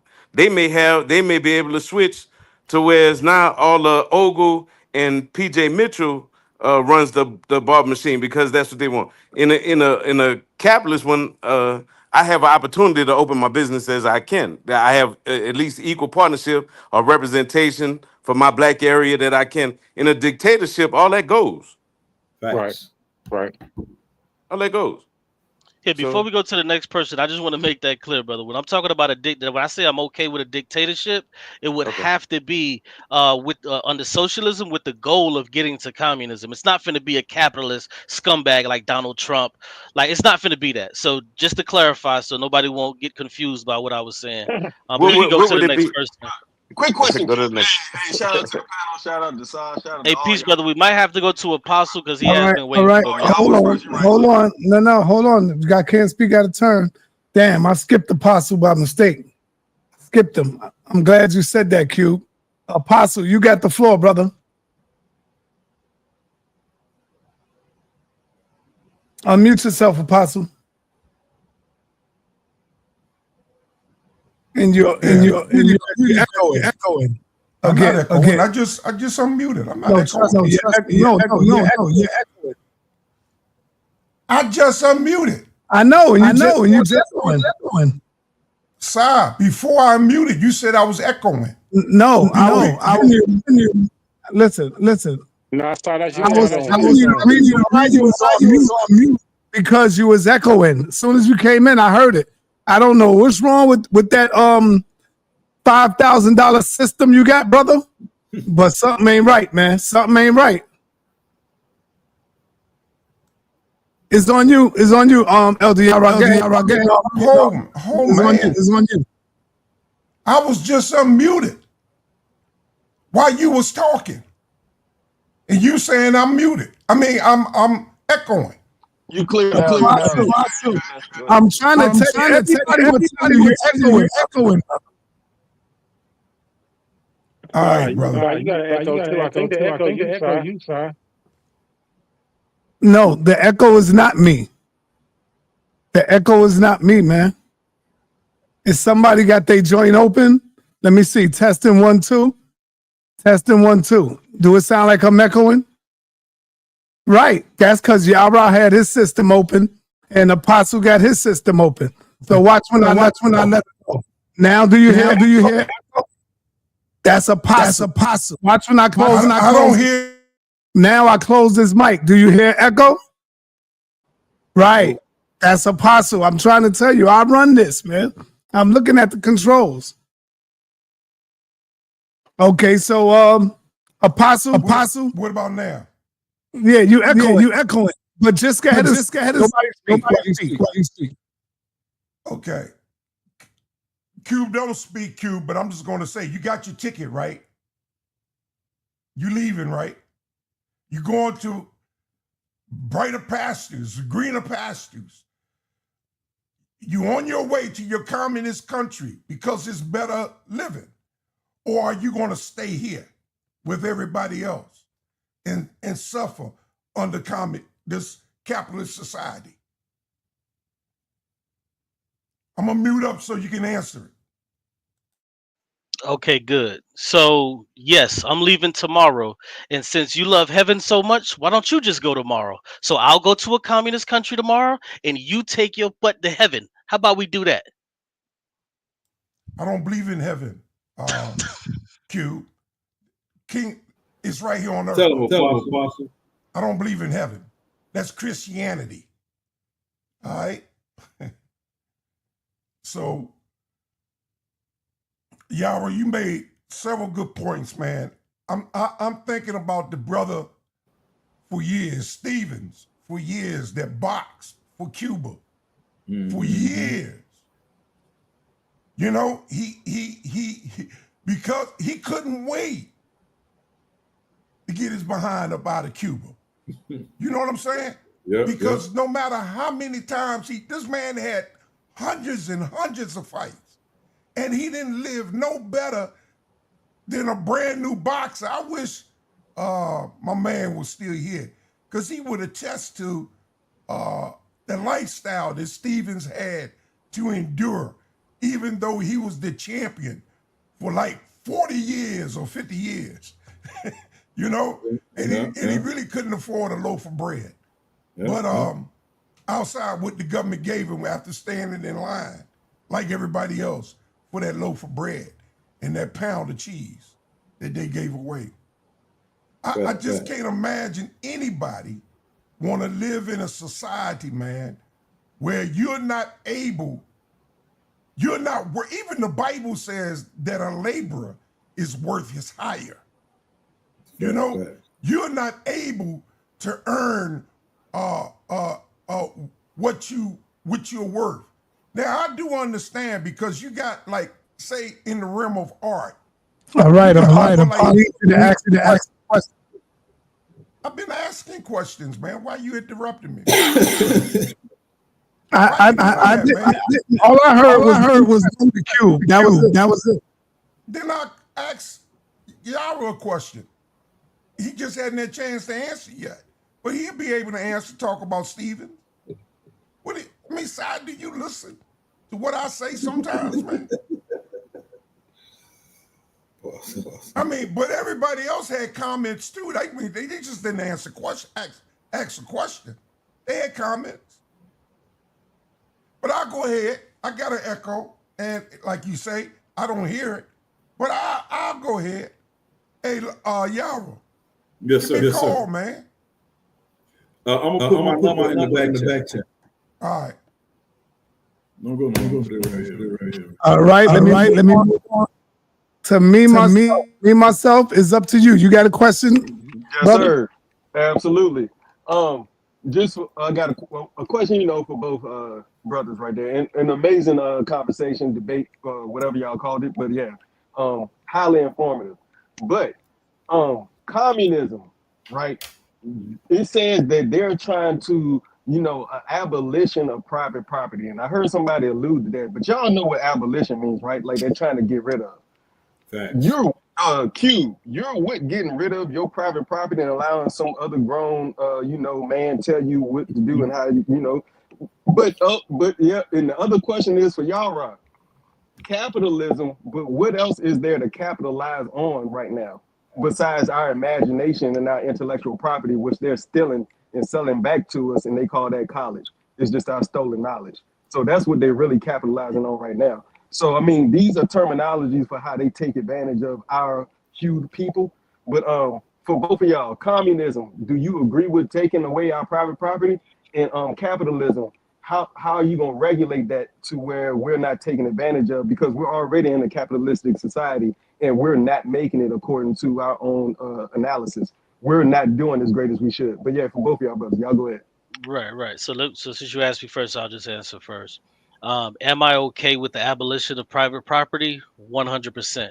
Because with private property comes the commodification of said private property, which then allows the predatory capitalists to keep the proletariats in a position to where they have issues with trying to gain resources such as healthcare, food, just basic things in life. So yes, I'm okay with the abolition of private property. Now, if you understood what private property was and personal property was, I don't think that you would have that smirk on your face. But thank you for the question.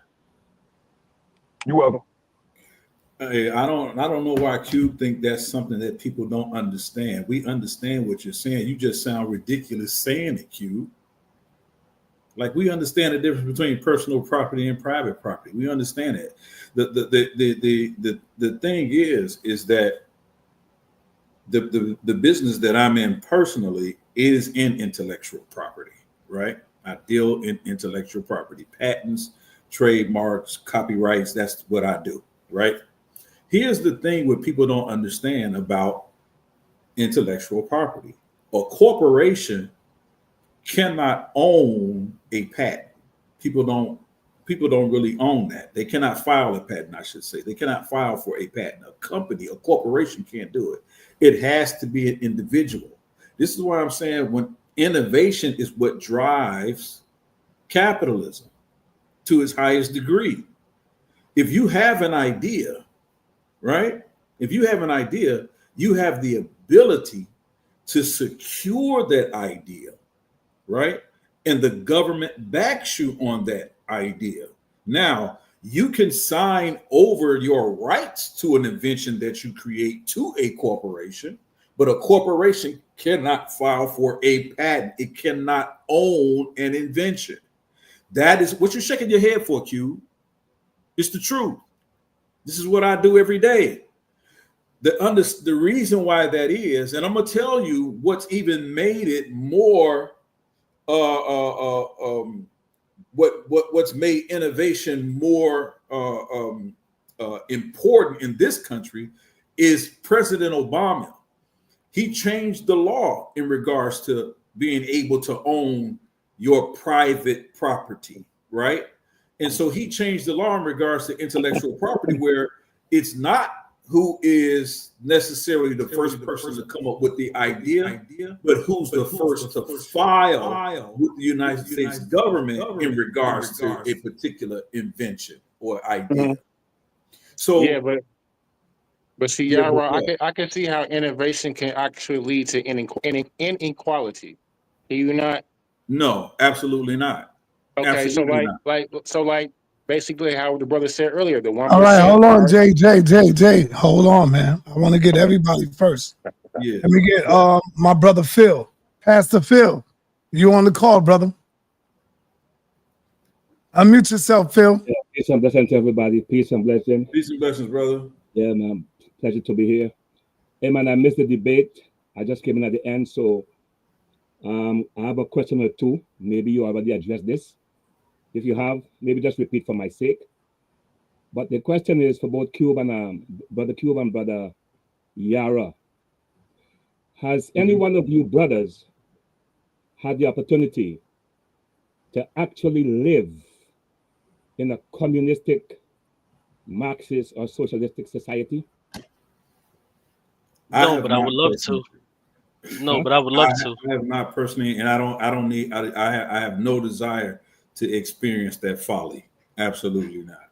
And my answer would be no, but I would love to one day. Okay. Yeah. Because personally, I have. And for probably maybe 8 years or so. And one of the things I got to realize was this, right? What they say in theory is not what they actually do in actuality. Because they talk about the wealth being equitably distributed among the citizens. It may have some semblance of that. They talk about no rich and everybody's on the equal level. That's not really true, because you have some segment of the society that are very rich and the mass of the society not so rich. Some segment are privileged to receive certain things, governmental benefits. As a matter of fact, there were certain food commodities, essential food commodities, that were banned, right? But the people in certain governmental positions were able to access and obtain those same food commodities for themselves and their families, right? In terms of education, I wanted to further my education. But because I was not affiliated with any particular political party, I was not able. People who didn't have the smarts, I'm not saying I'm smart, but people who didn't have the smarts as myself, because they were affiliated with the ruling political party, they were able to go. And look at this, right? I came to America, moving from a socialistic state to a capitalistic state.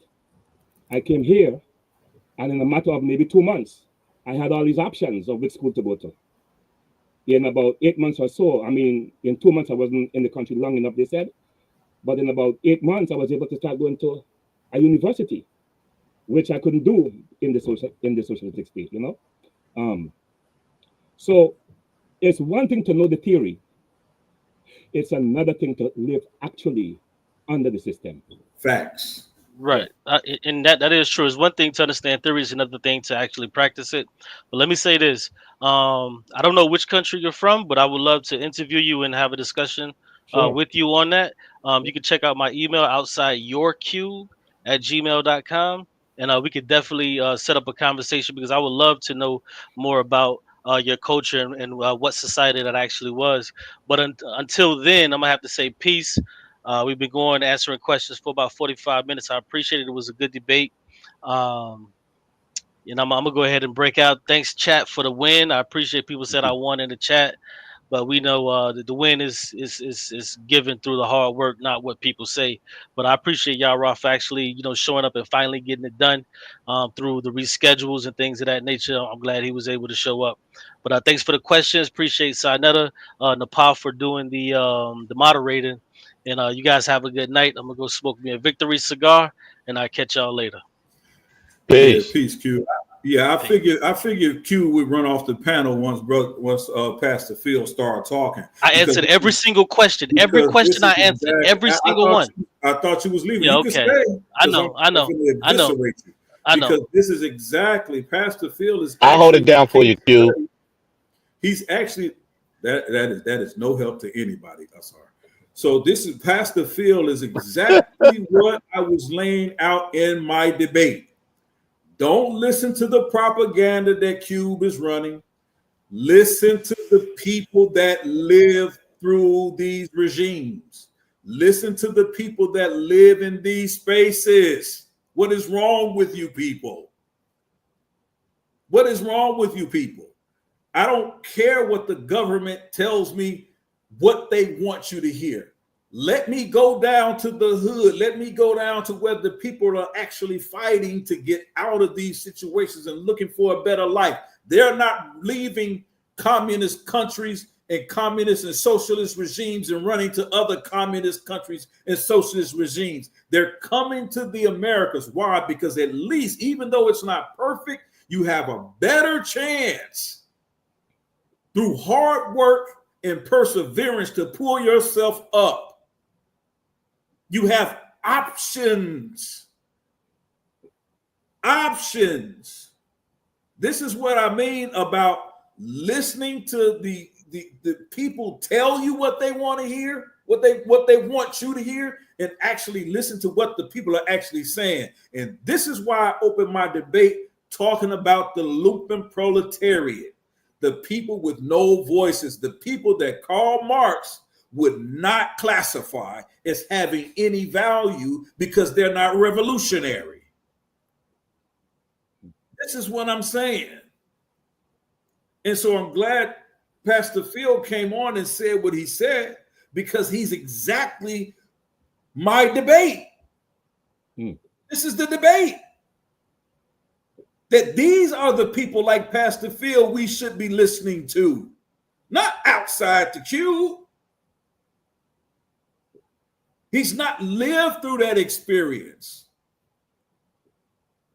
He's not lived through that. I haven't lived through that, but I can tell you one thing. I know how to look and see what the people that actually have say, what they say about it. When they talk about the health, when they try to tell you the healthcare system in Cuba is one of the greatest in the world, the people say, hell, no, it's not. Go ahead, Pastor Phil. And as you know, what one of the things that's going to happen is that in every society, right, you will find some people who are disgruntled and some who benefit, right?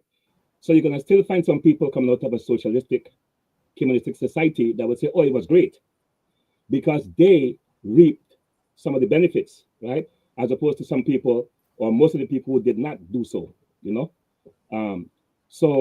But what actually happens is what we need to really look at. And probably some of the occurrence, some of the happenings, right?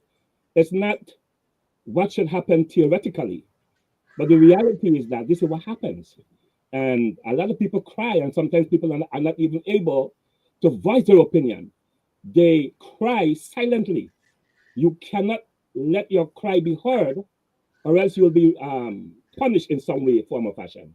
You know, you can't say things like, well, the government is doing this or that, and that's not right. You know, it's like they repress your freedom of speech, although they propagate freedom of speech. But yet, certain things, you know. Facts. Can I ask you a question, Pastor Phil? Yeah. We know that everything that you said, I take it for facts because you lived it, right? Mm-hmm. But were you ever homeless in that communist society you lived in? No. Never. Did you ever go without eating? When you say without eating, what do you mean? Were you ever hungry? Did you ever not be able to eat? Yes, I was hungry. And You was hungry? permit me to elaborate on the first question, right? Was I ever homeless? Hmm. No, because my grandfather, right before the country became socialistic or moving towards socialistic, right? My grandfather, his brothers, my uncles and them provided for us so that like a shelter, a house. So it had nothing to do with the government. It was my family, my grandfather, his brothers, my great uncles, and my uncles and them. They worked hard and provided that house. So that when I was growing up, I grew up in a house not subsidized or supported by any government funds. Would you been able to get the subsidy for housing or food? You know, I don't know if there was any subsidy for housing, but we were not brought up that way. We were brought up that you had to work for whatever you want. And so because we had land, we used to plant the land and sustain ourselves from farming. Facts. Even to when... So you never... I'm sorry. Even to when the government had proceeded to ban certain essential food items and tell the people what you must eat, right? We, because we were an agricultural people, we were able to plant other food, so we were not subjected to the government dictates in that sense.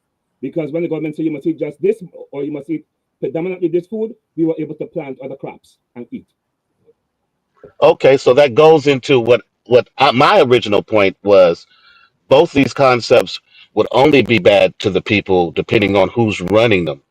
In other conversations, I did say communism did have rich people, and they're usually the people who run the government. Just like in capitalist society, usually the people who run the government are the people who are able to direct the resources and are the rich people. So I think your testimony is actually proving what I'm saying. It's who runs this communist society is how it's delegated. But you never. My other question is, you've never actually went to go see if you could have got the subsidy for food and housing. No, we didn't need it. Okay. We didn't need to go. Okay, yeah. That's going to my point that if you needed it, it would have been provided to you. Okay. All right, let me bring back Apostle. He probably got some questions ready or some comments. Apostle, you got the floor. Appreciate you, Shy. How am I sounding now, man? Is it the same? Well, as long as I got mine on mute, you all right. It's still echoing, but I put it on mute. Okay. Appreciate you, man. Like I say, it's a great discussion. One thing I do know, if you haven't really lived it, you really shouldn't be commenting on it, because from my point of view, I very, not to say you don't see it, but I don't see Americans breaking their way to communist countries unless they run it from the law. Like you see people in communist countries coming to America. Usually they're not avoiding the government, they're looking for a better way of living. Opposed to like the I can't think of the guy's name that stole Americans' technology or whatever, and went to the white boy and went to Russia not too long ago. They've been looking for America wants him bad. He went over there and spilled all the beans and stuff. So you don't see that. You don't see people leaving America to live better in Russia. And if y'all do have information like that, please share it, because, you know, until I can see that, I don't want to hear how that's better. That dude over there running the country over there been running the country for the last 20, 25 years, and he don't seem like he's trying to give it up. That's why Trump admires him so much. Putin. Nobody needs to run a country that long. Because really you're no longer getting into a democratic way of things. You're only getting his way of things, the way he see it. He's the dictator, and it's been going on for 20 years. Something got to be wrong with that, man. I mean, I hate to see people. I seen this art, man, look like a kindergarten person drew it, and it's sold for millions of dollars. Now, that don't make any sense. But if somebody's willing to pay that much money for that, who am I to talk about it? If they want to give Washington's quarterback, he going to set the market when his contract comes up. Because by the time 3 years pass, Jayden Daniels is going to be the best quarterback in football. And he's going to reset the market. Believe me. We hoping. And he's going to do it. He's going to reset the market. And he's going to deserve it, because he's going to earn it. If a owner want to pay him that money, he has every right to earn it, man. So that's all I got to say. Oh, okay. Perfect time. I don't mean to cut in. Do you mind if I just say one thing? It's going to take a few seconds. I don't know if anybody brung up Black Lives Matter co-founder, right? Her name is Patrisse Cullors. In 2015, she had an interview where she stated she and fellow organizer Alicia Garza were trained Marxists and super versed on ideological theories. Marx was laughing at so-called, they had certain issues with, loving of the same type of sex, right? And so I don't know if y'all brung that up in the debate, but man, I'd have been firing off on that, on how their super far left agenda is pushing what we can all see on TV, on the idiot box, right there in the images all day, every day, what this agenda has been pushing. Ain't no way Marxism or communism is better for our people than capitalizing on our intellectual property. It's just that capitalism has to be regulated properly, because we're in a capitalistic society that's ran by Marxists right now. So it's not working out for us. So we got to figure that out. Because when you look at the definitions of each one of these terms, it should make sense that we shouldn't want to have anything to do 100% with either of them at all.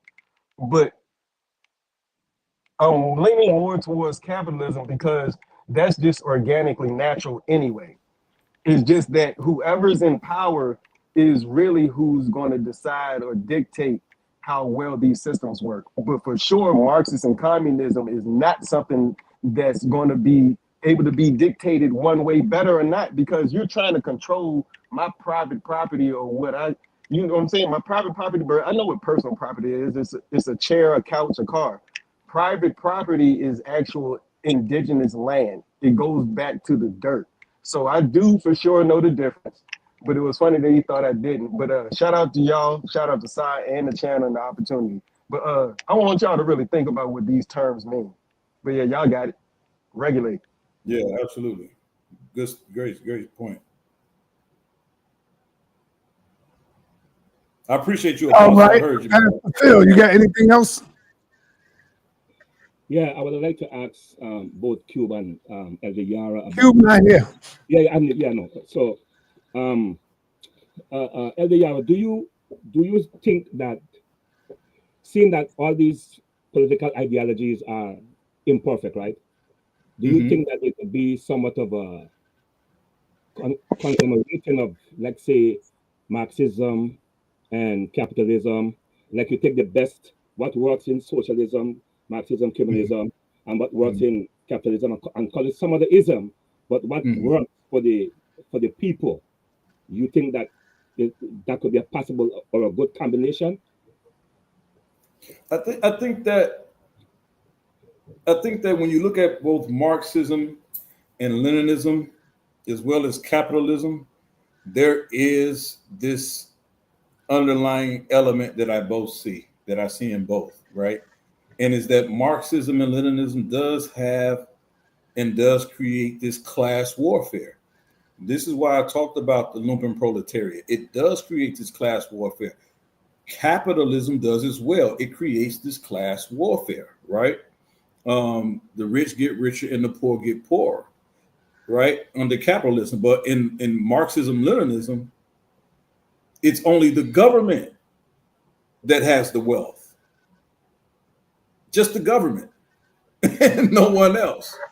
So when people try to say, is capitalism better than Leninism and Leninism, it's capitalism to me is the lesser of the two evils, right? It's the lesser of the two evils. And so when you start to look at the best system that I think works, to me, it's not either one of those. I derive a much more system that I found laid out for me in the Bible. To me, there's a system that exists there that I think is a better system. But when it comes to this particular argument, it hands down, capitalism is the best one. Now, when you talk about does capitalism afford taking care of the poor, I mean, we see that. You know, there are many corporations, there are many individual corporations that are 401c3s that are C3s that are 401c4. These entities are created to assist poor people, right? With me, if I'm a million, and we see this a lot of time. I was just watching, which documentary was that? Oh, I was watching a documentary showing the contrast between Michael Jordan and Scottie Pippen and how they both utilizes their funds. Michael Jordan funds people, he gives a lot of scholarships and different things like that. Scottie Pippen doesn't have as much money as Michael Jordan does, but he used a lot of his money back in his hometown in Arkansas to help people go to school. He gave away $800,000 in just helping people with food pantries and food and where there are food deserts in those communities, where you can see people choose to do a lot of different things with their wealth. And without that, to simply say that you're going to totally rely on a government entity to be the ones who you have to really rely on for that, without anyone else being able to do that, that's a scary situation to be in.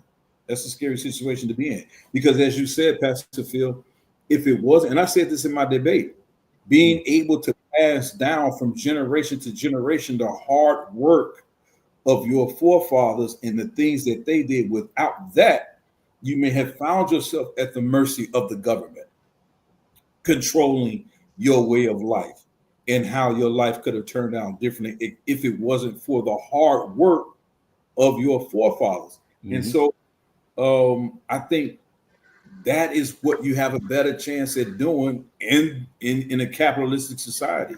You can actually pass on wealth.